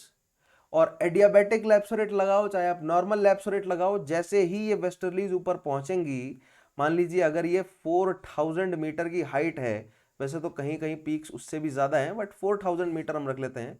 अगर 4000 मीटर जो है वो अगर रॉकी माउंटेन की कोई एक पीक है, इस हाइट पर पहुंच गई अगर एयर मास यहां पर पहुंच गया, तो ये हो गया इधर कूल, राइट। बट पीछे से जो है वो धक्का लगा जा रहा है, राइट। दैट मीन्स अब इस एयर मास को क्या करना पड़ेगा, आगे बढ़ना पड़ेगा। बट ये ठंडा हो चुका है, ठंडा हो चुका है तो क्या ये सीधी डायरेक्शन में मूव करेगा ऊपर, नहीं कर पाएगा, ठंडा हो चुका है। सो दैट मीन्स इसके ऊपर क्या लगेगा, ग्रेविटी लगेगी। इसके ऊपर ग्रेविटी लगेगी, so that means it will move down the slope, and as it will move down the slope it will undergo what, subsidence. और जब भी हमें सबसिडेंस ऑफ एयर देखने को मिलता है, we observe the what, adiabatic lapse rate हमें देखने को मिलेगा in both cases. Air mass अगर असेंड कर रहा है या डिसेंड कर रहा है, in both cases we observe the adiabatic lapse rate. अब देखिए मैं फिर से एडियाबैटिक लैप्स रेट एक्सप्लेन नहीं करूंगा, इसलिए मैं बार बार बोलता हूं मेरे पिछले टॉपिक्स आप अच्छे से देखते रहे ताकि आपको कॉन्सेप्ट्स जो है वो क्लियर हो। अब एडियाबैटिक लैप्स रेट जिन स्टूडेंट्स को पता है उनको बहुत अच्छे से समझ आएगा मैं क्या कहना चाह रहा हूं, कि with the ascendance of air mass the temperature decreases of that air mass, with the descend of air mass और subsidence of air mass the temperature increases, because the particles they come close to each other, है ना। Pressure जो है वो क्या होता है उन पर, मतलब पार्टिकल्स पास आ जाएंगे तो ऑब्वियसली उनका टेम्परेचर जो है वो बढ़ जाएगा, right. So as these westerlies they hit the western slope of Rocky Mountain, right, and the eastern slope of Rocky Mountain is faced towards the grasslands। अब ये किसी समय पे ग्रासलैंड्स थे, आज यहाँ पर जो है वो बड़े बड़े मैदान हैं, मतलब खेत हैं बड़े बड़े, कई सैकड़ों हजारों हेक्टर में जो है वो वीट उगाई जाती है यहाँ पर, राइट। और सर्दियों में जो है वो चिनूक अपना असर दिखाती है, ये ज्यादा इंपॉर्टेंस जो है वो विंटर्स में रहती है चिनूक की, बिकॉज दीज वेस्टर्लीज, ये क्या हुआ, ये ऊपर की तरफ बढ़ी, ये यहाँ पर जाके जो है वो एडियाबैटिक लैप्स रेट कह लो या आप नॉर्मल लैप्स रेट कह लो, दोनों ही वजह से यहाँ पर जाकर ये विंड जो है वो ठंडी हो जाएगी बेटा, क्योंकि with the ascendance of air mass क्या होगा, ये it gets cool down, right. अब यहां पर पहुंच के ठंडी हो गई तो इसके पास एक ही रास्ता बचा कि अब ये नीचे को जाए, है ना। और जैसी ये नीचे को जाएगी, with the subsidence the temperature of this air mass will increase. Bye the time this air mass, मान लीजिए ये एयर मास जो है वो 4000 मीटर, सॉरी 4000 मीटर के एल्टीट्यूड तक राइज किया इसने, ठीक है। मान लीजिए यहां पर टेम्परेचर जो है वो बहुत ठंडा था, रॉकी माउंटेन्स की पीक्स हैं, है ना, नॉर्दर्न हेमिस्फीयर में टुवर्ड्स दी पोल है, तो ऑब्वियसली बहुत ज्यादा ठंडी रहती होंगी। मान लीजिए -30 डिग्री सेल्सियस टेम्परेचर था यहां पर, right, at the top of the peak. But adiabatic lapse rate मैंने आपको क्या बोला था, इट डिक्रीजेज और increase the temperature with the rate of 9.8 से 10 डिग्री सेल्सियस पर किलोमीटर। सो अगर असेंड कर रहा है तो भी 10 डिग्री सेल्सियस टेम्परेचर घट जाएगा, और डिसेंड कर रहा है तो 10 डिग्री सेल्सियस जो है वो टेम्परेचर बढ़ जाएगा। तो अगर -30 डिग्री सेल्सियस पर ये एयर थी and it descended 4000 meters, so that means 10 degree Celsius जो है वो इस एयर का टेम्परेचर होएगा by the time it will reach the foot hill, right, by the time it will reach the foot hill of Rockies. But इस समय सर्दियां चल रही हैं, ये फुट हिल ऑफ रॉकीज में भी जो है वो टेम्परेचर बहुत ठंडा है। मान लीजिए यहां पर सब जीरो टेम्परेचर है, यहां पर -5 डिग्री सेल्सियस टेम्परेचर था, है ना, बर्फ जमी हुई थी, एग्रीकल्चर नहीं कर पा रहे थे, है ना। आप सोइंग ऑफ व्हीट कैसे करेंगे अगर बर्फ जमी हुई है तो ये चिनूक 10 डिग्री सेल्सियस टेम्परेचर में, समझ रहे हैं, ये warm air 10 degree Celsius temperature लेकर हिट जैसे ही करेगी ग्रासलैंड को, ग्रासलैंड का टेम्परेचर जो है वो बढ़ना शुरू हो जाएगा, इसकी स्नो जो है वो मेल्ट होनी शुरू कर देगी, ठीक है। स्नो मेल्ट हो जाएगी, और जैसे ही स्नो मेल्ट हो जाएगी we will call that season spring. So और ये विंड जो है फिर this wind will move towards the eastward direction, और ये क्या करता जाएगा, ये पूरी जो है वो गर्म करता जाएगा इस पूरे रीजन को, और बर्फ को पिघलाता जाएगा, जिसकी वजह से बर्फ पिघल जाएगी, और अब जो है वो आप वीट को उगा सकते हैं। तो जितने भी कृषक हैं, फार्मर्स हैं, जो भी रैंचर्स हैं यहाँ पर, वो सब खुश हो जाएंगे।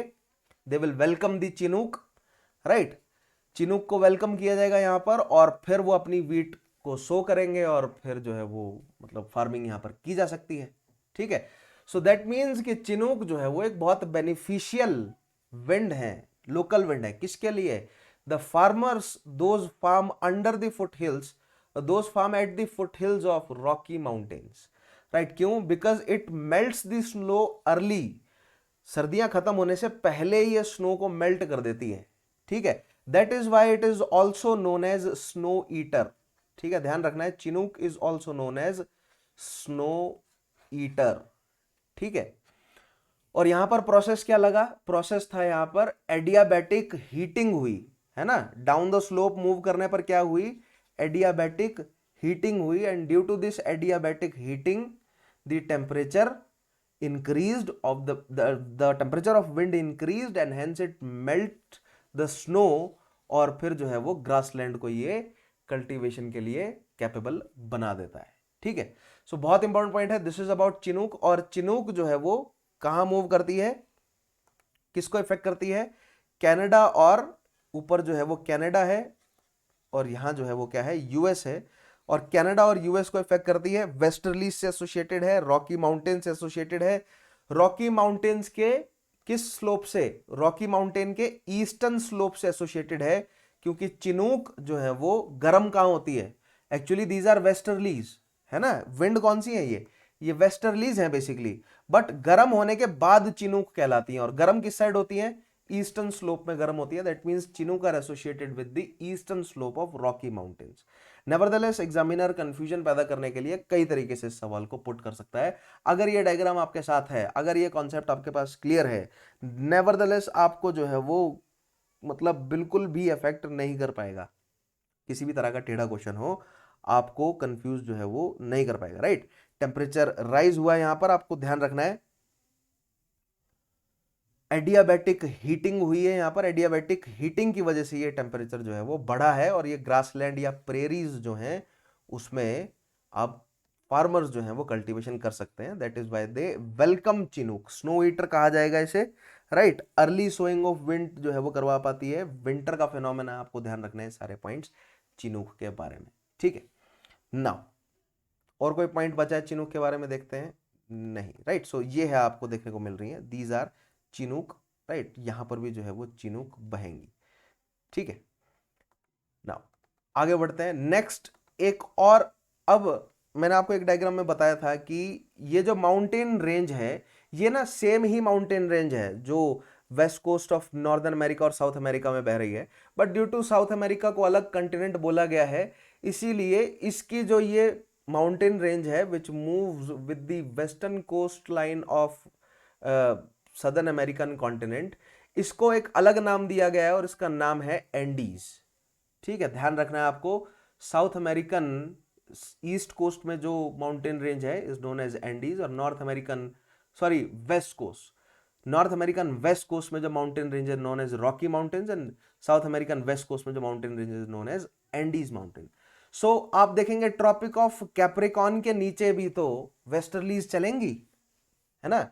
ट्रॉपिक ऑफ कैप्रिकॉन के नीचे भी तो वेस्टर्लीज चलेंगी, किसमें? सदर्न हेमिस्फीयर में, and these westerlies will obviously move from western hemisphere to eastern hemisphere.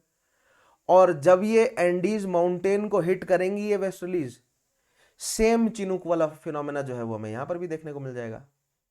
ठीक है, सो ये डायग्राम, ये दोनों डायग्राम्स जो है वो आपके पास होने चाहिए। ठीक है, ध्यान रखें आप। नाउ जब वेस्टर्लीज हिट करती हैं सदर्न अमेरिकन कॉन्टिनेंट को, सो वो हिट करेंगे ट्रॉपिक ऑफ कैप्रिकॉन के ऑब्वियसली नीचे, और जैसे ही वो ट्रॉपिक ऑफ कैप्रिकॉन के नीचे हिट करेंगे, दे विल हिट दी, किसको हिट करेंगे वो? दी सदर्न अमेरिकन कॉन्टिनेंट है ना, ये सदर्न अमेरिकन कॉन्टिनेंट है। तो if I draw the southern American continent, एक रफ डायग्राम अगर मैं बनाऊं, राइट,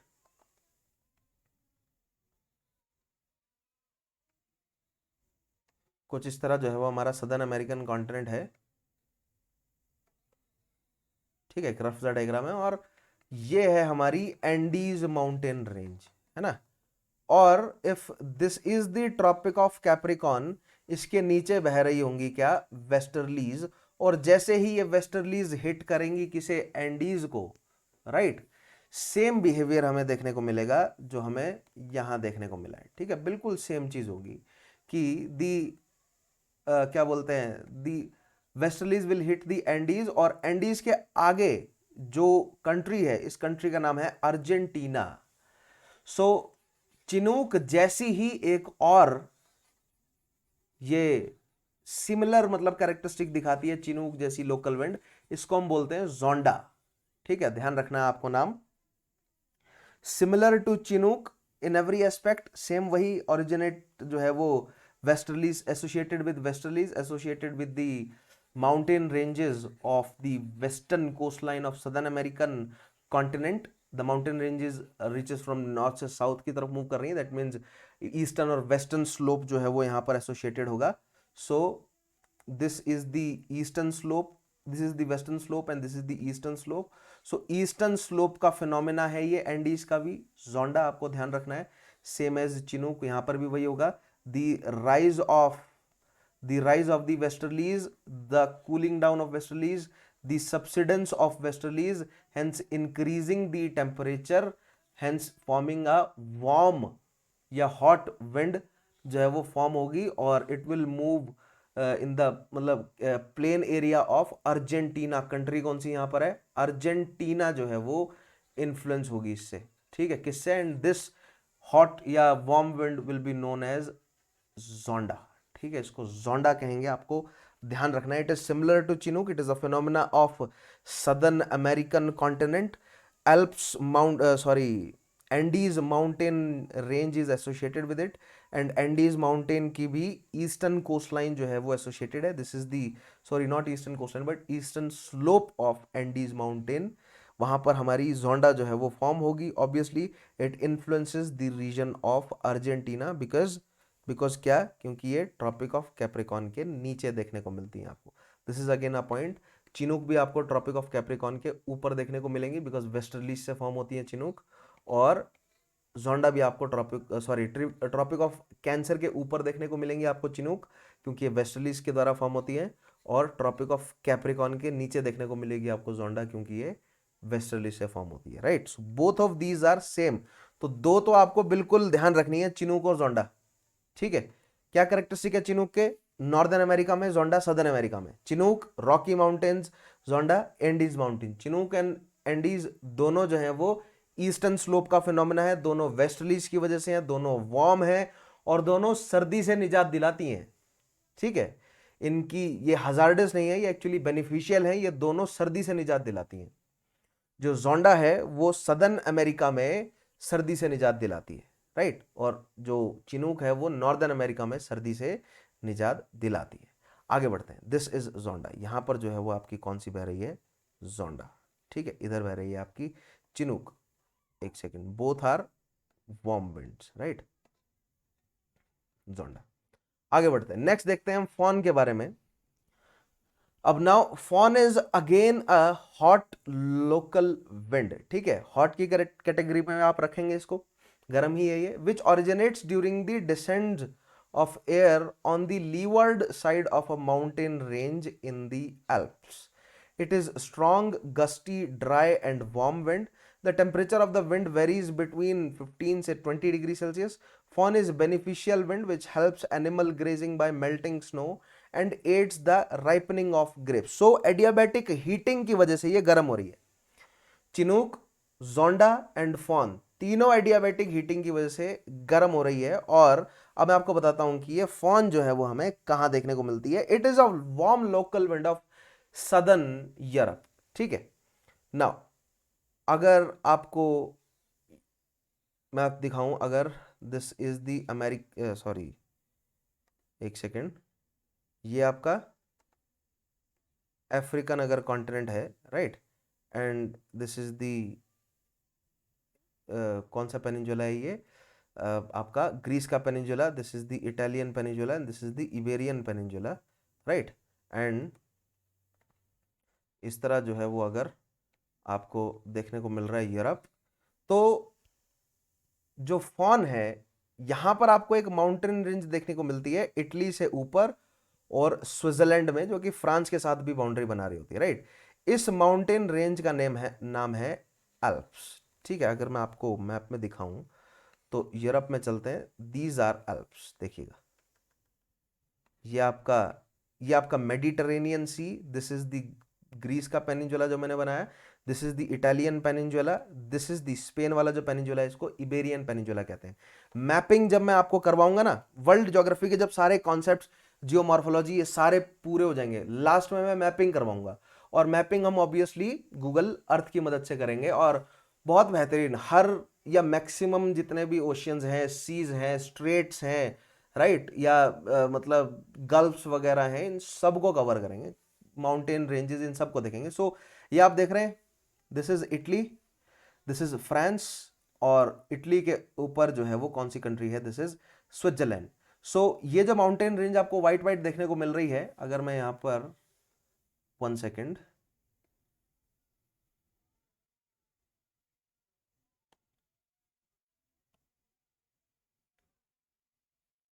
एक सेकेंड होल्ड करो।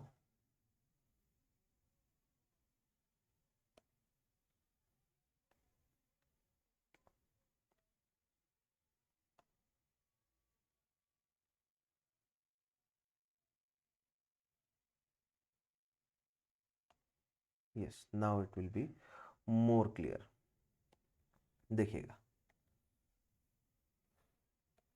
ऑलराइट, सो ये जो व्हाइट माउंटेन रेंजेस आपको नजर आ रही है ना, these are known as Alps, right. और एल्प्स आप देखिए इटली और फ्रांस के बीच में बाउंड्री बना रही है, इटली और स्विट्जरलैंड के बीच में बाउंड्री बना रही है, राइट। और फिर ऑस्ट्रिया तक जो है वो आपको ये एक्सटेंड होती हुई नजर आएंगी, राइट। अब एल्प्स में जब गर्म विंड मूव करती है, या ठंडी विंड भी अगर मूव कर रही हो, दैट डजेंट मैटर, लेकिन मेडिटरेनियन रीजन से विंड अगर मूव कर रही है एल्प्स की तरफ, तो एल्प्स जो है वो, एल्प्स के कौन से स्लोप्स जो है वो मेडिटरेनियन के साइड होंगे, ठीक है। एल्प्स के सदर्न स्लोप जो है वो मेडिटरेनियन सी के साइड होंगे, और एल्प्स के नॉर्दर्न स्लोप्स जो है वो स्विट्जरलैंड के साइड होंगे, है ना। इस साइड स्विस है और इस साइड मेडिटरेनियन है। तो मेडिटरेनियन से जो भी विंड आ रही है, it will rise upwards, Alps के हाइट पर जाएगी, यहां पर जाके क्या हो जाएगी, ठंडी हो जाएगी, और फिर इट विल सब्सिडेंस दिखाएगी ये, जैसी ये नीचे उतरेगी, है ना, डिसेंड करेगी, due to the adiabatic heating ये टेम्परेचर बढ़ जाएगा, और ये जो प्लेन एरिया है एल्प्स के नीचे, इस सबको ये गर्म कर देगी, इससे स्नो मेल्ट हो जाएगी, ग्रासलैंड खुल जाएंगे, जानवर जो है वो चर सकेंगे। इसीलिए स्विट्जरलैंड को ओएसिस ऑफ यूरोप कहा जाता है, ड्यू टू दीज हॉट जो है वो लोकल विंड्स, जो कि अल्प्स के ऊपर स्विट्जरलैंड की तरफ बहती है, मेनली स्विट्जरलैंड को असर करती है, लेकिन स्विट्जरलैंड के ऊपर जर्मनी तक भी जो है वो फ्लो करती जाती है, Austria as well as, mainly ये स्विट्जरलैंड वाले एरिया को अफेक्ट करती है। देखिए दिस इज स्विट्जरलैंड, अदरवाइज ये फ्रांस को थोड़ा सा, जर्मनी थोड़ा सा, ऑस्ट्रिया को भी ऑब्वियसली इफेक्ट करती है। बट आप देख पा रहे हैं ये एल्प्स है, और एल्प्स के नॉर्थ की तरफ है ना, ये एल्प्स है, और एल्प्स के नॉर्थवर्ड जो नॉर्थ साइड का जो स्लोप है, वहां पर ये विंड जो है वो फ्लो करेगी, due to adiabatic heating wind जो है वो टेम्परेचर गेन करेगी, और वो किसको, बर्फ को पिघला देगी, टेम्परेचर बढ़ाएगी। तभी इसी वजह से स्विट्जरलैंड एक बड़ा जो है वो बहुत इंपॉर्टेंट टूरिज्म प्लेस है, क्योंकि यहाँ पर टेम्परेचर जो है वो एक काफी मॉडरेट सा टेम्परेचर रहता है, इसीलिए ओएसिस ऑफ यूरोप भी स्विट्जरलैंड को आप कह सकते हैं, ठीक है। दीज आर दी फॉन, इनको कहते हैं हम क्या, फॉन, राइट, ध्यान रखना है आपको, फॉन। कॉन्टिनेंट बाय कॉन्टिनेंट हम मूव करते जाएंगे, आपको कोई प्रॉब्लम नहीं होगी। नॉर्दर्न अमेरिकन कॉन्टिनेंट की अभी तक कौन कौन सी देखी हमने, चिनूक, राइट, नीचे देखी हमने जोंडा, सदर्न अमेरिकन कॉन्टिनेंट की। यूरोप में अब हम आ गए, और हमने एक लोकल विंड कवर कर ली, कौन सी, फॉन। यूरोप में और भी बहुत सारी है, लेकिन अभी हम गर्म लोकल विंड्स को कवर कर रहे हैं, राइट। आगे बढ़ते हैं। नेक्स्ट जो गर्म लोकल विंड्स हैं वो है हमारी अफ्रीकन कॉन्टिनेंट की। कौन कौन सी? सिरोको और हर्मेटन के बारे में हमें पढ़ना है, ठीक है, बहुत इंपॉर्टेंट है ये दो। Sirocco is a hot dry and dusty winds blowing from Sahara desert over central Mediterranean and engulfing northern Africa and southern Europe as well. देखिएगा, एक बिल्कुल बेसिक डायग्राम आप लोगों को याद होगा कि अगर ये हमारा 0 डिग्री है, this is 30 degree north and 30 degree south, तो यहां से क्या होता है? 0 डिग्री से असेंडेंस ऑफ एयर मास और फिर उसका डिसेंड जो है वो कहां पर होता है? 30 डिग्री के अराउंड होता है ना। Same goes for southern hemisphere, ascendants and descend कहां होगा? 30 डिग्री के अराउंड होगा, ठीक है। तो जब 30 डिग्री के अराउंड डिसेंड होता है एयर मास को, सो यहां पर हमें क्या देखने को मिलता है? डिसेंड की वजह से या सबसिडेंस की वजह से डाइवर्जेंस ऑफ एयर मास देखने को मिलती है, राइट। सो अब एक बार यहां पर आइए, आप अफ्रीका में चलते हैं। सो दिस इज द इक्वेटर, है ना। ग्रिड लाइंस एक बार एनेबल कर लेते हैं so that we are able to see the equator here, right. Okay, ये हमारा क्या है? इक्वेटर है। सो इक्वेटर से एयर मास असेंड होगा और वो कहां पर जाकर गिरेगा? It will fall near the 30 degree north. अब 30 डिग्री नॉर्थ पर फॉल करेगा तो it will diverge at 30 degree north towards northwards as well as southwards. जो साउथवर्ड डाइवर्जेंस हमें देखने को मिलता है ना, ठीक है, और जो नॉर्थवर्ड डाइवर्जेंस हमें देखने को मिलता है, इस वजह से हमें दो लोकल विंड्स देखने को मिलती हैं। एक को हम कहते हैं सिरोको और दूसरे को बोलते हैं हम हर्मेटन, ठीक है। अब देखिए यहां पर ये जो सहारन रीजन है, ये सहारन reason is the region of the subsidence of air mass that was ascended at the equator or near the equator, and this subsidence of air mass की वजह से this is a dry region, that is why इस पूरे reason में जो है वो हमें क्या देखने को मिलता है? ये पूरा ड्राई रीजन इसलिए देखने को मिलता है due to this subsidence of air mass, ठीक है। आगे बताऊंगा ये डेजर्ट फॉर्मेशंस जो है वो कैसे हुए हैं, और भी बहुत सारे कारण है। One of the factor is the subsidence of air मास। कौन सा एयर मास? जो 30 डिग्री लेटीट्यूड के आसपास सब्सिडाइज करता है, ठीक है, सब मतलब डिसेंड करता है। नाउ ये एयर मास जो है वो डिसेंड किया तो दोनों डायरेक्शन में मूव करेगा। जो नॉर्थवर्ड मूव किया उसको सिरोको बोलते हैं, जो साउथवर्ड मूव किया उसको हर्मेटन कहा जाता है, ठीक है। अब जो साउथवर्ड मूव कर रहा है वो obviously due to Coriolis effect it will move to its right, that means ये नॉर्थ ईस्ट से साउथ ईस्ट की तरफ मूव करेगा, ठीक है। सो अफ्रीकन कॉन्टिनेंट में आ जाते हैं हम अब।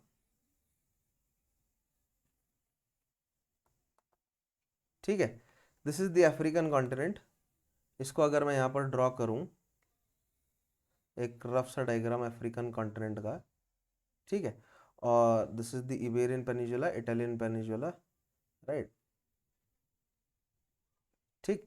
सो इफ यहां पर इक्वेटर है, अगर यहां पर इक्वेटर है तो अराउंड इस जगह पर, इस एरिया में जो है वो हमें सबसिडेंस देखने को मिलेगा, ठीक है। अगर यहां पर सबसिडेंस है तो हमें डाइवर्जेंस देखने को मिलेगा। डाइवर्जेंस है, कोरियोलिस फोर्स है, तो हमें क्या देखने को मिलेगा?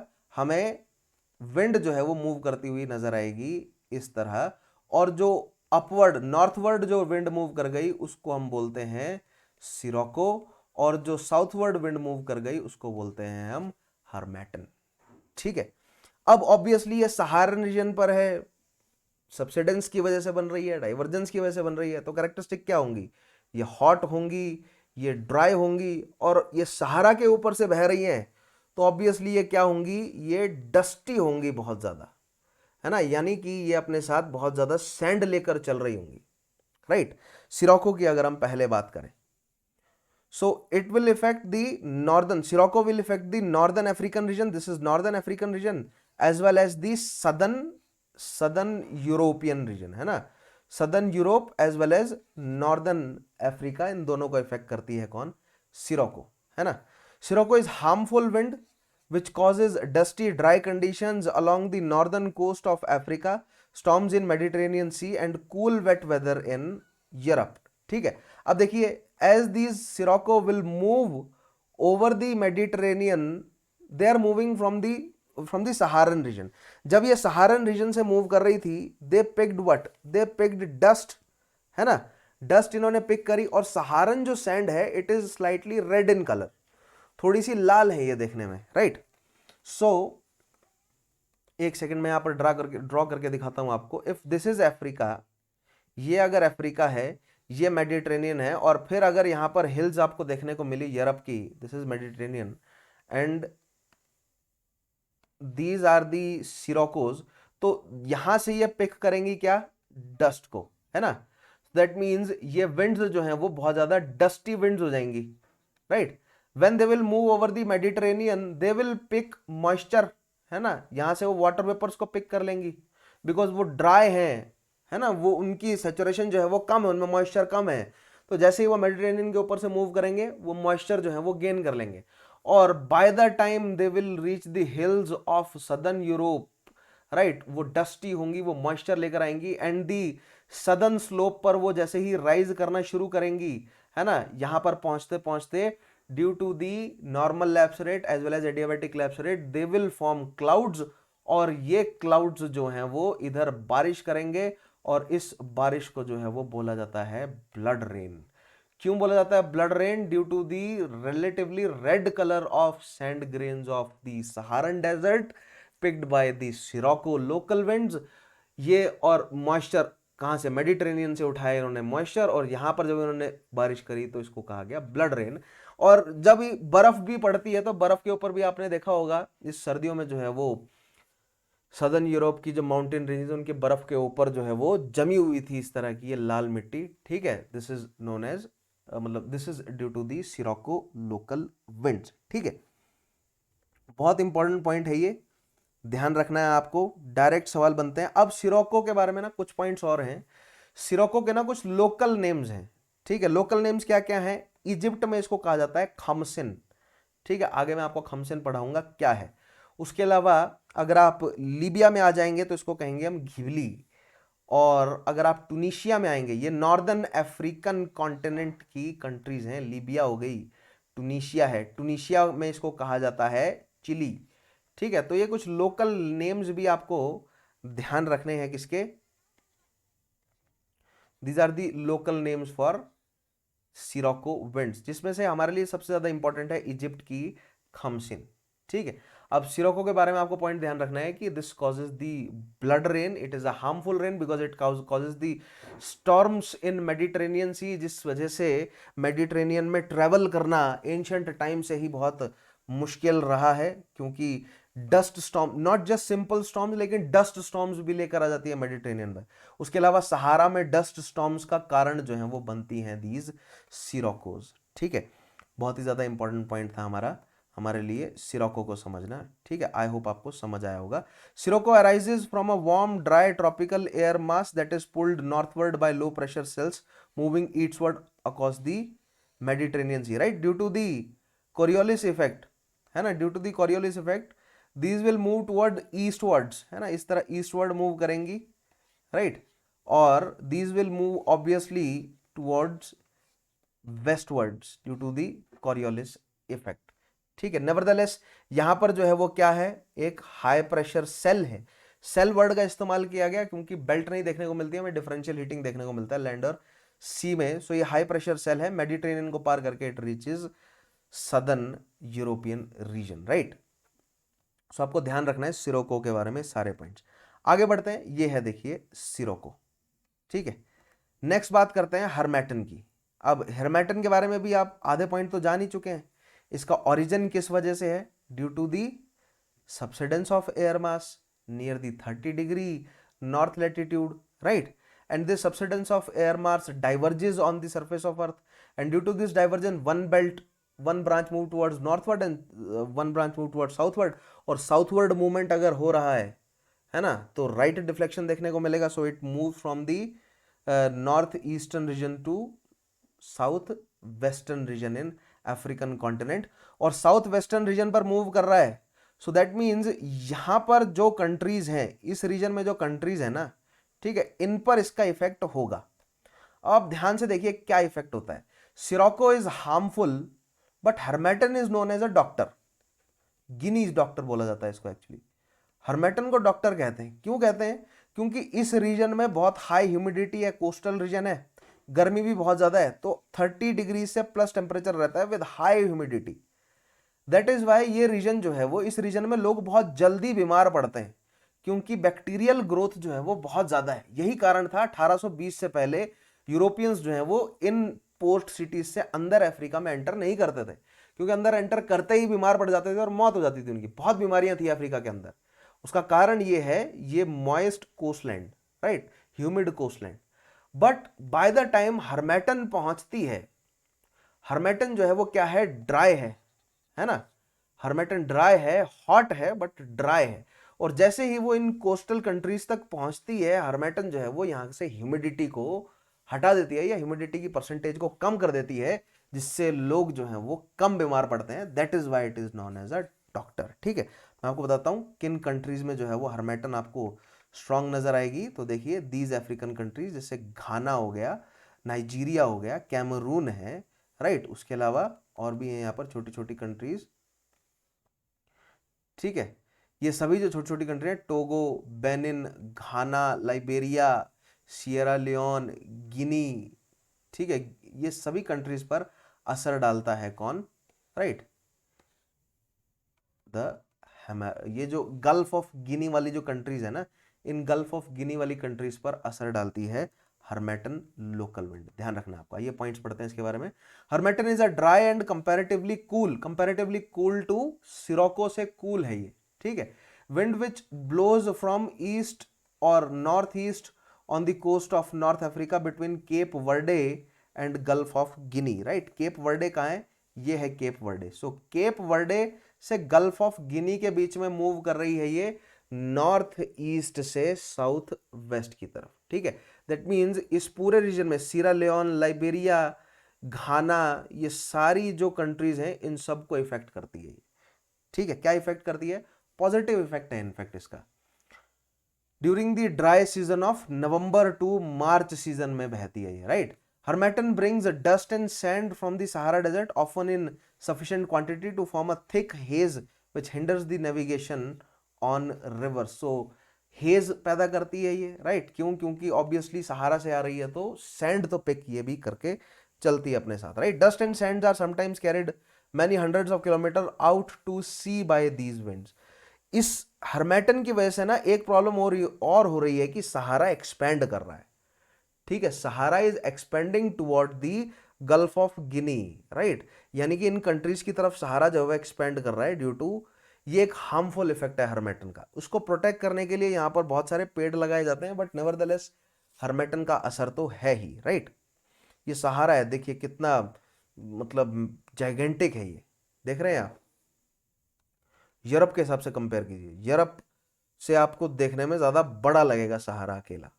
ठीक है, खैर पढ़ेंगे डेजर्ट पर, डेजर्ट वाले टॉपिक में जब हम आएंगे तो ऑब्वियसली हम सहारा के बारे में डिटेल में पढ़ेंगे, क्या है सहारा देखेंगे, राइट। सो ये तो सिरोको थी, और मैंने आपको हर्मेटन के बारे में समझाया, हर्मेटन को क्यों डॉक्टर कहा जाता है, गिनी डॉक्टर क्यों कहा जाता है हर्मेटन को। ठीक है, क्या कारण है, आई होप आपको समझ आया होगा, राइट। आगे बढ़ते हैं, नेक्स्ट पकड़ते हैं हम। ये तो थी हमारी हॉट विंड्स, कहाँ कहाँ की, नॉर्दर्न अमेरिका की चिनूक, सदर्न अमेरिका की जोंडा, यूरोप की हॉट विंड आ गई फॉन, और अफ्रीका की कौन कौन सी है, सिरोको और हर्मेटन।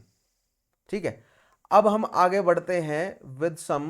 ठीक है, देख रहे हैं आप, चिनूक आ गई, जोंडा आ गई, फॉन आ गई, सिरोको और हर्मेटन आ गई। अब हम देखते हैं khamsin. Khamsin is nothing but another name for sirocco, और ये किस रीजन में, is a hot dry dusty laden southerly wind over Egypt, then Red sea and other parts, right. So Egypt वाले रीजन में, यहां पर सिरोको के साथ ही चल रही है बेसिकली, इजिप्ट वाले रीजन में रेड सी तक जो है वो मूव करती है, बिल्कुल बेसिक चीज है, राइट। सिरोको ही है ये, लेकिन इजिप्ट वाले रीजन में इसका नाम जो है वो खमसिन पड़ जाता है ना।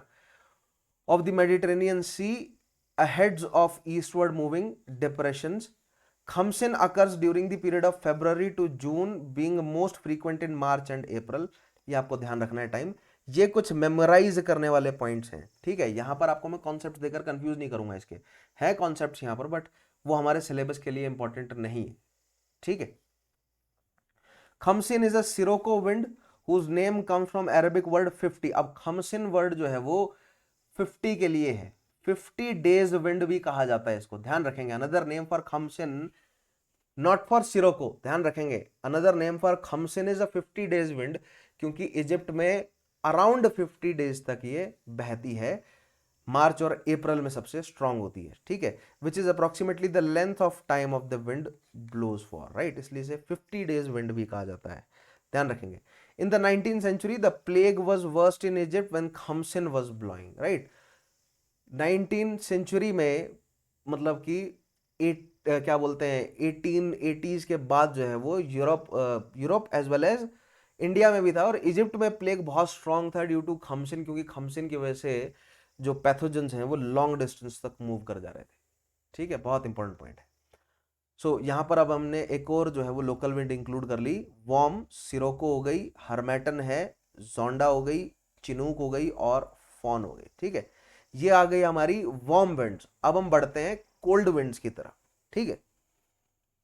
और ध्यान रखिएगा, Chinook, Zonda and foehn are due to adiabatic heating, sirocco and harmattan is due to the divergence of air mass और the subsidence of air mass near 30 degree latitude, ठीक है। That means it is a part of Hadley's cycle, है ना। Headley cycle की वजह से जो है वो हमें ये देखने को मिलती है सिरोको और हरमैटन, ठीक है। ध्यान रखेंगे, इनके कारण भी आपको पिछले कारण भी पता होने चाहिए।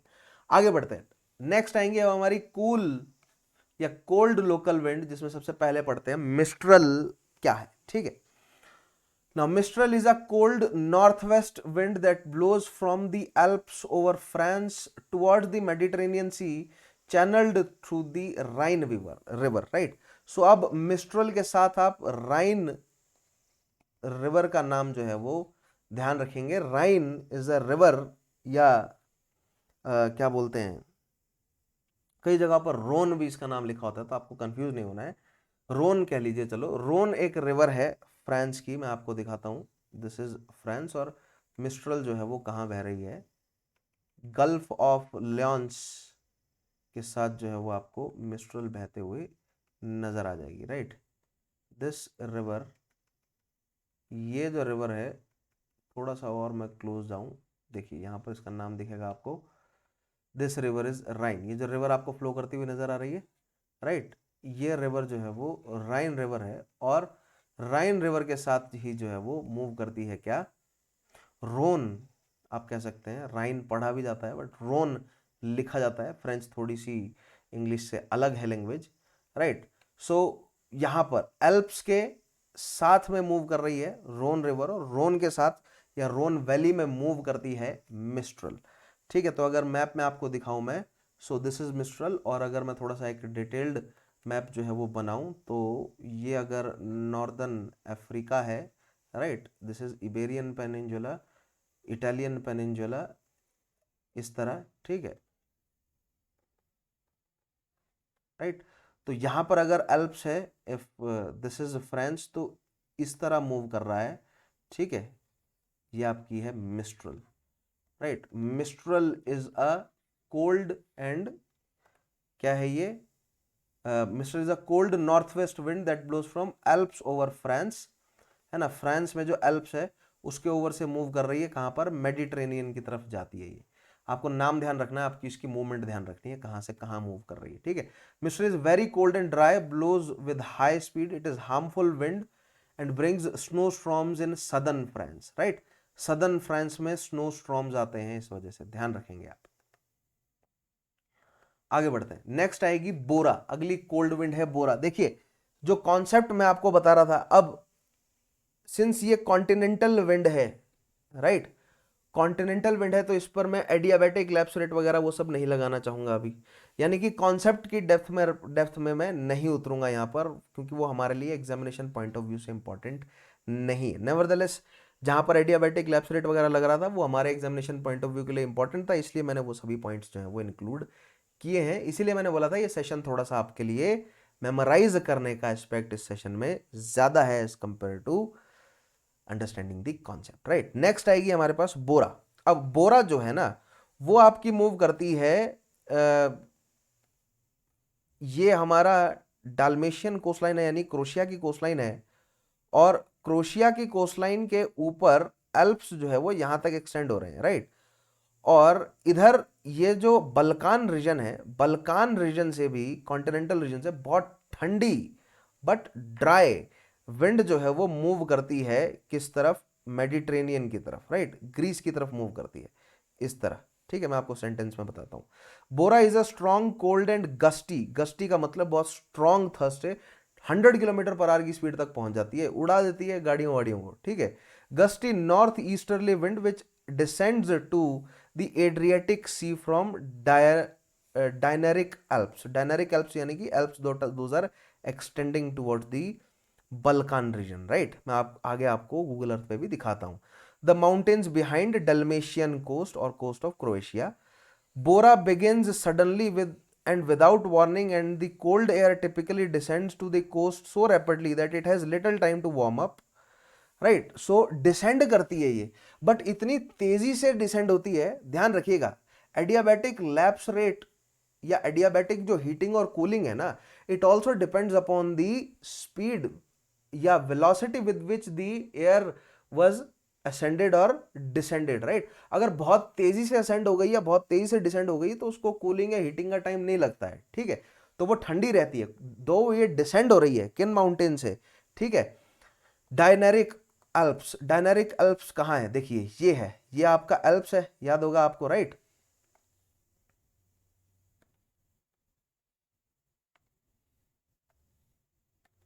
ये आपकी एल्प्स है और Alps are extended to Croatia also, right. So ये क्रोएशिया की जो कोस्ट लाइन है, इसके ऊपर जो ये एल्प्स हैं, राइट, इनको डायनेरिक एल्प्स कहा जाता है। सो डायनेरिक एल्प्स से बहुत तेजी से मूव कर रही है साउथ, सॉरी ये नॉर्थ ईस्ट हो गया, नॉर्थ ईस्ट से साउथ वेस्ट की तरफ मूव कर रही है, और ये डिसेंड करी बट गर्म नहीं हुई, राइट, क्योंकि उसकी स्पीड बहुत ज्यादा थी। बट ये डिसेंड करते ही ये ड्राई थी, ये कोल्ड थी, बट जैसे ये Adriatic, this is Adriatic sea between Italian peninsula और डाल्मेशियन कोस्टलाइन या Croatian coastline, this is Adriatic sea. जैसे ये एड्रियाटिक सी से गुजरेगी obviously it will pick up moisture, और जैसे ही ये इटली तक आएगी, right, it will rain on Italy, right, और इटली पर जो है वो ये रेन कॉज करती है, कौन, बोरा, ध्यान रखेंगे। The bora can reach speeds of more than 100 km, so it's a high speed, high velocity wind आप कह सकते हैं, and has been known to overturn vehicles and blow people off their feet, लोगों को उड़ा देती है, राइट। सो ये पॉइंट्स आपको ध्यान रखने हैं। सो जैसे कि मैंने आपको दिखाया अभी डायग्राम में कि इफ क्या बोलते हैं, ये आपका इटालियन पेनिनसुला है, राइट, और ये आपका क्रोएशियन लाइन है, दिस इज एल्प्स। तो एल्प्स से जो है वो बहुत तेजी से नीचे उतरेगी, ठीक है, एड्रियाटिक सी के ऊपर से गुजरेगी, यहां पर मॉइस्चर पिक करेगी और फिर आकर बारिश कर देगी कहां पर, इटली के ऊपर। ठीक है, तो ये छोटे छोटे पॉइंट आपको ध्यान रखने हैं। बोरा एंड मिस्ट्रल आर बोथ क्या है, ये दोनों की दोनों कोल्ड विंड्स हैं, ठीक है, ड्राई विंड्स हैं, बट अनलाइक मिस्ट्रल, बोरा जो है वो एड्रियाटिक सी से गुजरती है, जिस वजह से ये मॉइस्चर पिक कर लेती है, और ये मॉइस्चर पिक कर लेती है जिस वजह से क्या हो जाता है, रेन होती है इटली पर। ठीक है, ध्यान रखना है आपको, ये छोटे छोटे पॉइंट्स जो हैं वो बहुत इंपॉर्टेंट है क्वेश्चंस के लिए, है ना। आगे बढ़ते हैं, नेक्स्ट आएगी हमारी ब्लिजर्ड और पेम्पेरो। ठीक है, नेक्स्ट है local wind, cold local wind, blizzard और पेम्पेरो। ठीक है, नाउ नॉर्दर्न हेमिस्फीयर में मैंने आपको क्या बताया था, नॉर्दर्न हेमिस्फीयर में क्या होता है, ये मान लीजिए नॉर्दर्न हेमिस्फीयर है यहां पर 90 डिग्री पे, तो नॉर्दर्न हेमिस्फीयर पे हमें स्टीप सब्सिडेंस ऑफ एयर मास नजर आता है। क्यों, क्योंकि टेम्परेचर यहां पर बहुत ठंडा है, इसलिए हमें यहां पर हाई प्रेशर जोन भी नजर आता है। अब ये एयर मास सब्सिडाइज करके क्या होगा, डाइवर्ज होगा ऑब्वियसली, ठीक है, दोनों साइड। और मैंने आपको क्या बोला था, in winters if there is winter in northern hemisphere that means earth is tilted, sorry, if there is winter in northern hemisphere that means the southern hemisphere is tilted towards sun, and if this is the circle of illumination, the northern pole is not receiving direct sun rays for 6 months, more than 6, not just direct but sun rays ही नहीं, यानी दिन ही नहीं हो रहा 6 महीने से ज्यादा, right. सो अगर ये सर्कल ऑफ इल्यूमिनेशन है आपका, ठीक है, यहां पर अगर सन है, सदर्न हेमिस्फीयर में अगर गर्मी होगी, नॉर्दर्न में अगर ठंडी होगी, तो ऑब्वियसली यहां पर सब्सिडेंस ज्यादा होगा, सबसिडेंस ज्यादा होगा तो फिर डाइवर्जेंस भी ज्यादा होगा। तो ये डाइवर्जेंस जो है वो 360 डिग्री होगा ग्लोब पर, ठीक है। तो अगर आप मैप पर आ जाएंगे तो नॉर्थ पोल से क्या हो रहा है, सर्दियों में डाइवर्जेंस हो रहा है बहुत ज्यादा, ठीक है। क्यों? क्योंकि मैंने आपको बोला था ना, जो पोलर हाई प्रेशर बेल्ट है वो एक्सपेंड कर जाती है इन नॉर्दर्न हेमिस्फीयर इन विंटर्स, और वो कंट्रैक्ट कर जाएगी in southern hemisphere in obviously summers, right. अगर नॉर्दर्न हेमिस्फीयर में विंटर है तो सदर्न हेमिस्फीयर में क्या होंगे, समर्स होंगे।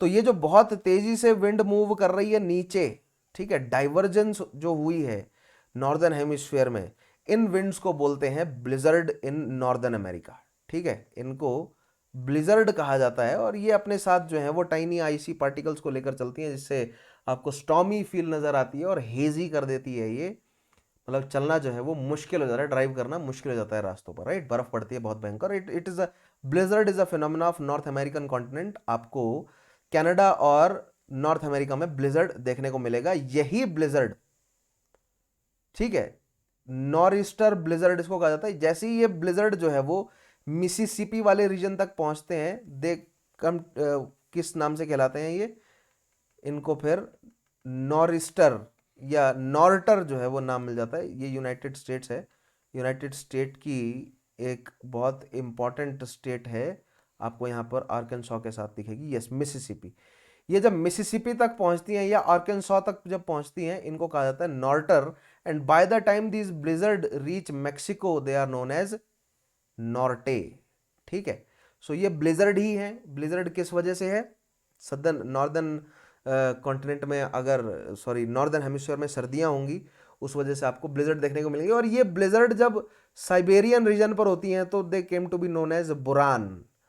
और ये ब्लिजर्ड आगे जब चाइना वाले रीजन पे, मंगोलिया वाले रीजन तक पहुंचती हैं तो इनको कहा जाता है करबुरान, ठीक है। बहुत इंपॉर्टेंट पॉइंट है, बुरान और करबुरान, ब्लिजर्ड, नॉरिस्टर ब्लिजर्ड, नॉर्टर एंड नॉर्टे, ये सभी जो हैं वो एक ही फिनोमिना से पैदा हुई विंड्स हैं, ठीक है। बहुत ध्यान रखना है। अब सर्दियों में, मतलब अगर सदर्न हेमिस्फीयर में सर्दी आएंगी, so this is Antarctic region, ठीक है। और एंटार्क्टिक रीजन के सबसे क्लोज जो है वो कौन सा कॉन्टिनेंट है, सदर्न अमेरिकन कॉन्टिनेंट है। तो एंटार्क्टिक रीजन से जो इस तरह की विंड्स मूव करती हैं डिस्पर्शन डाइवर्जेंस की वजह से, they will effect the southern American continent. और सदर्न अमेरिकन कॉन्टिनेंट में भी किस कंट्री को इफेक्ट करेंगी, अर्जेंटीना को इफेक्ट करेंगी। And these are known as pampero. Africa को इफेक्ट क्यों नहीं करेंगे, क्योंकि बीच में बहुत ज्यादा समंदर आ गया। ऑस्ट्रेलिया को भी इफेक्ट नहीं करेंगी, बीच में बहुत ज्यादा समंदर है, ओशियन है बीच में बहुत ज्यादा। दैट मीन्स अफ्रीका और अमेरिका, ऑस्ट्रेलिया तक जो है वो नहीं पहुंच पाती हैं ये सदर्न हेमिस्फीयर की ब्लिजर्ड, आप इन्हें कह सकते हैं, जिनको कहते हैं पेम्पेरो। दे इफेक्ट दी अर्जेंटीना। आइए पढ़ते हैं पेम्पेरो के बारे में points. Pampero is the name given to severe line squalls in Argentina and Uruguay. यहां पर एक उरुग्वे कंट्री भी है अर्जेंटीना के ऊपर, right. Particularly Rio de la Plata area, right. Rio de la Plata area जो है वो कहाँ है, मैं आपको दिखाता हूँ। सदर्न अमेरिका में चलते हैं, सेंट्रल अमेरिका से। दिस इज उरुग्वे, और उरुग्वे में यहाँ पर इस जगह पर जो है वो एक सिटी है ये, ठीक है। देखते हैं इसका नाम जो है वो अगर आ गया, ठीक है। नेवरदलेस इसी एरिया में जो क्या बोलते हैं, ये रहा रियो दे ला प्लाता, ठीक है। इस एरिया को इफेक्ट करती है कौन, आपकी पोम्पेरो, एज वेल एज अर्जेंटीना को इफेक्ट करती है क्या, पोम्पेरो। ध्यान रखना है आपको। पोम्पेरो are associated with marked cold fronts and are usually accompanied by rain, thunder and lightning, a sharp drop in temperature and a sudden change of wind direction from northerly to northwesterly to southerly to southwesterly, ठीक है। Pampero are most likely to occur during the period of June to सितंबर के महीने में आपको पोम्पेरो देखने को मिलेंगी, ठीक है। अब ध्यान देंगे यहां पर कुछ एक इंपॉर्टेंट पॉइंट जो है पोम्पेरो के बारे में लिखे थे। It is marked by cold fronts. अब फ्रंट्स आप लोगों को याद होगा, पोलर फ्रंट जो है वो कब बनता है, पोलर फ्रंट बनता है जब सब ट्रॉपिकल हाई, सॉरी क्या बोलते हैं, देखिए डायग्राम दिखाता हूं मैं आपको, वहां से आपको बिल्कुल क्लियर हो जाएगा। This is 0 degree, this is 30, this is 60 and this is 90, right. This is 30, this is 60 and this is 90। यहां से असेंड किया, इधर जो है वो सब्सिडाइज किया, एक ये साइकिल है ना। यहां से असेंड किया, इधर सब्सिडाइज किया, एक ये साइकिल है। दूसरी इधर सब्सिडाइज कर रहा है और मूव कर रहा है, एक ये साइकिल है। This is known as the mid latitudinal और द फेरल साइकिल। बट इधर से सब्सिडाइज किया और यहां पर फ्रंट बनता है, ठीक है। जो पोल से जो विंड्स आ रही हैं they will form front, that is why जो सब ट्रॉपिकल से विंड आ रही हैं वो ऊपर की तरफ मूव कर देती हैं, ठीक है। तो अगर आप यहां पर ध्यान से देखें, and if I turn on the grid lines, आप यहां पर ध्यान से देख पाएंगे कि फ्रंट्स जो है वो कहां बनती हैं, ठीक है। ये ट्रॉपिक ऑफ कैप्रिकॉन है, ये 60s है, तो 60 डिग्री लैटिट्यूड के आसपास ये फ्रंट बनता है, जिस वजह से 30 डिग्री लैटिट्यूड से आने वाली जो विंड है वो ऊपर की तरफ असेंड करती है और फ्रंट रह जाता है नीचे। फ्रंट रह जाती है नीचे, ध्यान देंगे आप, फ्रंट नीचे रह जाती है और ये विंड जो है वो ऊपर की तरफ मूव कर जाएगी। ये ऊपर की तरफ मूव कर गई, जो नीचे की तरफ है रह गई है वो फिर फर्दर आगे मूव करेगी and it will effect the Argentina और उरुग्वे वाले रीजन को अफेक्ट करेंगी and it is known as pampero, ठीक है। और नॉर्दर्न हेमिस्फीयर में similar to pampero are known as blizzard, they will affect the Canadian region, the North American region, right. US को affect करेगी, same goes for वो Russia और क्या बोलते हैं नॉर्थ अमेरिका को भी, सॉरी यूरोप को भी जो है वो फुली इफेक्ट करती हैं कौन, ब्लिजर्ड, ठीक है। ध्यान रखना है आपको पैम्पेरो का नाम। आगे बढ़ते हैं, तो ये आ गई आपकी पैम्पेरो, यहां पर है आपकी ब्लिजर्ड, ठीक है। These are known as blizzard. Blizzard के साथ एसोसिएटेड है बुरान और काराबुरान भी, हेल्म भी ब्लिजर्ड के साथ ही एसोसिएटेड है, नॉर्टर एंड नॉर्टे भी ब्लिजर्ड के साथ एसोसिएटेड है। इधर आ गई हमारी वॉर्म में कौन कौन सी, Chinook, Chinook, जोंडा, fawn, Scirocco, harmattan, खमसिन, ठीक है। कोल्ड में आ गई मिस्ट्रल और बोरा, ठीक है। और बाकी सब जो है ये क्या थी हमारी, ये सब कोल्ड विंड्स थी, ध्यान रखना है आपको। नेक्स्ट देखते हैं 22।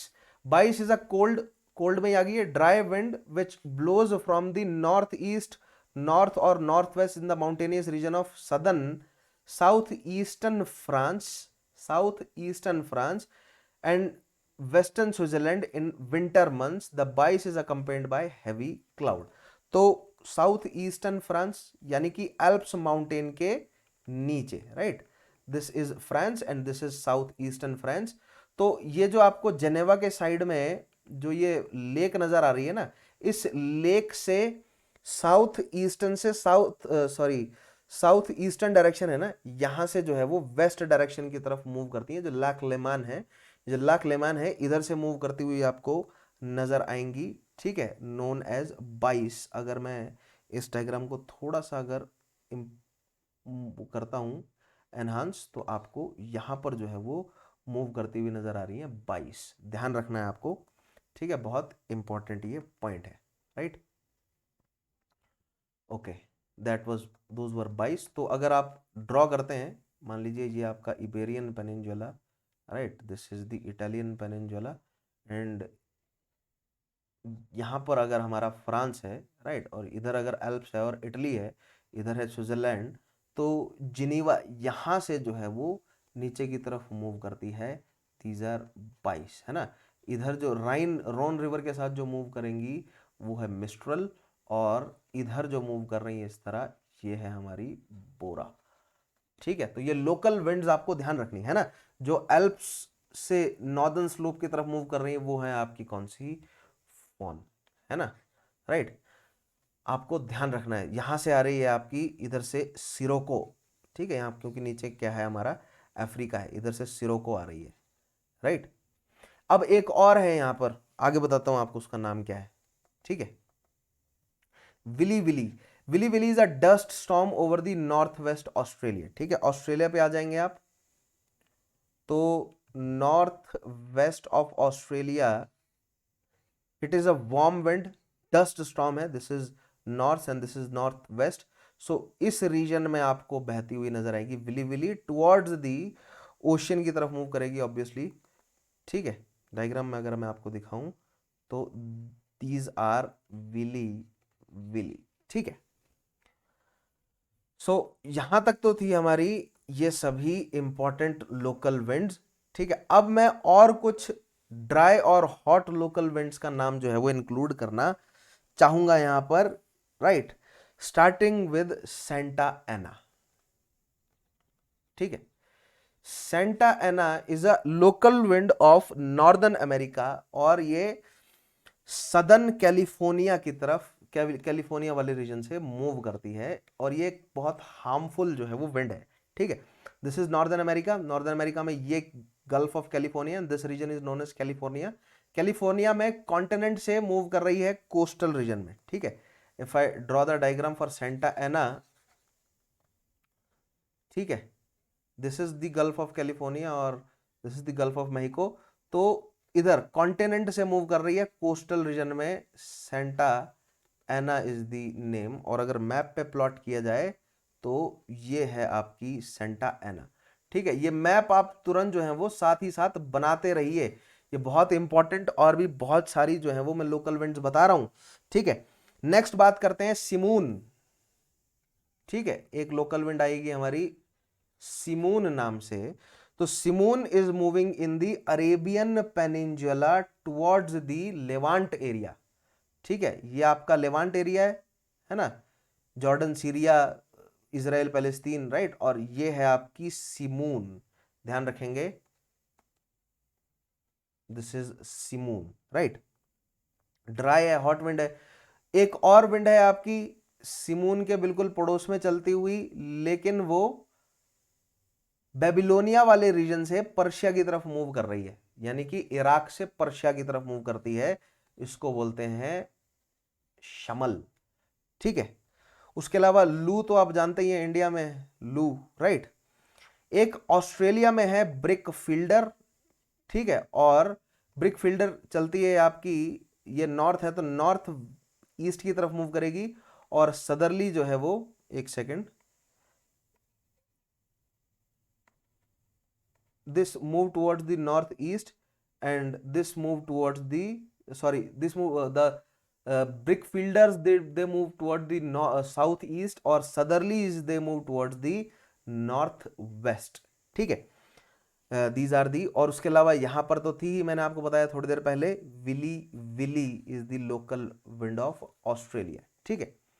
उसके अलावा एक और haboob is a local wind of Africa, but it is a non directional, ये इधर ही जो है वो गोल गोल घूमती रहेगी, ठीक है, non directional. Berg is another local wind of southern America, but यहां पर डायरेक्शन गलत दिया बर्ग का, बर्ग का डायरेक्शन जो है वो इस साइड है, आपको ध्यान रखना है, ठीक है। This is the direction of berg, right.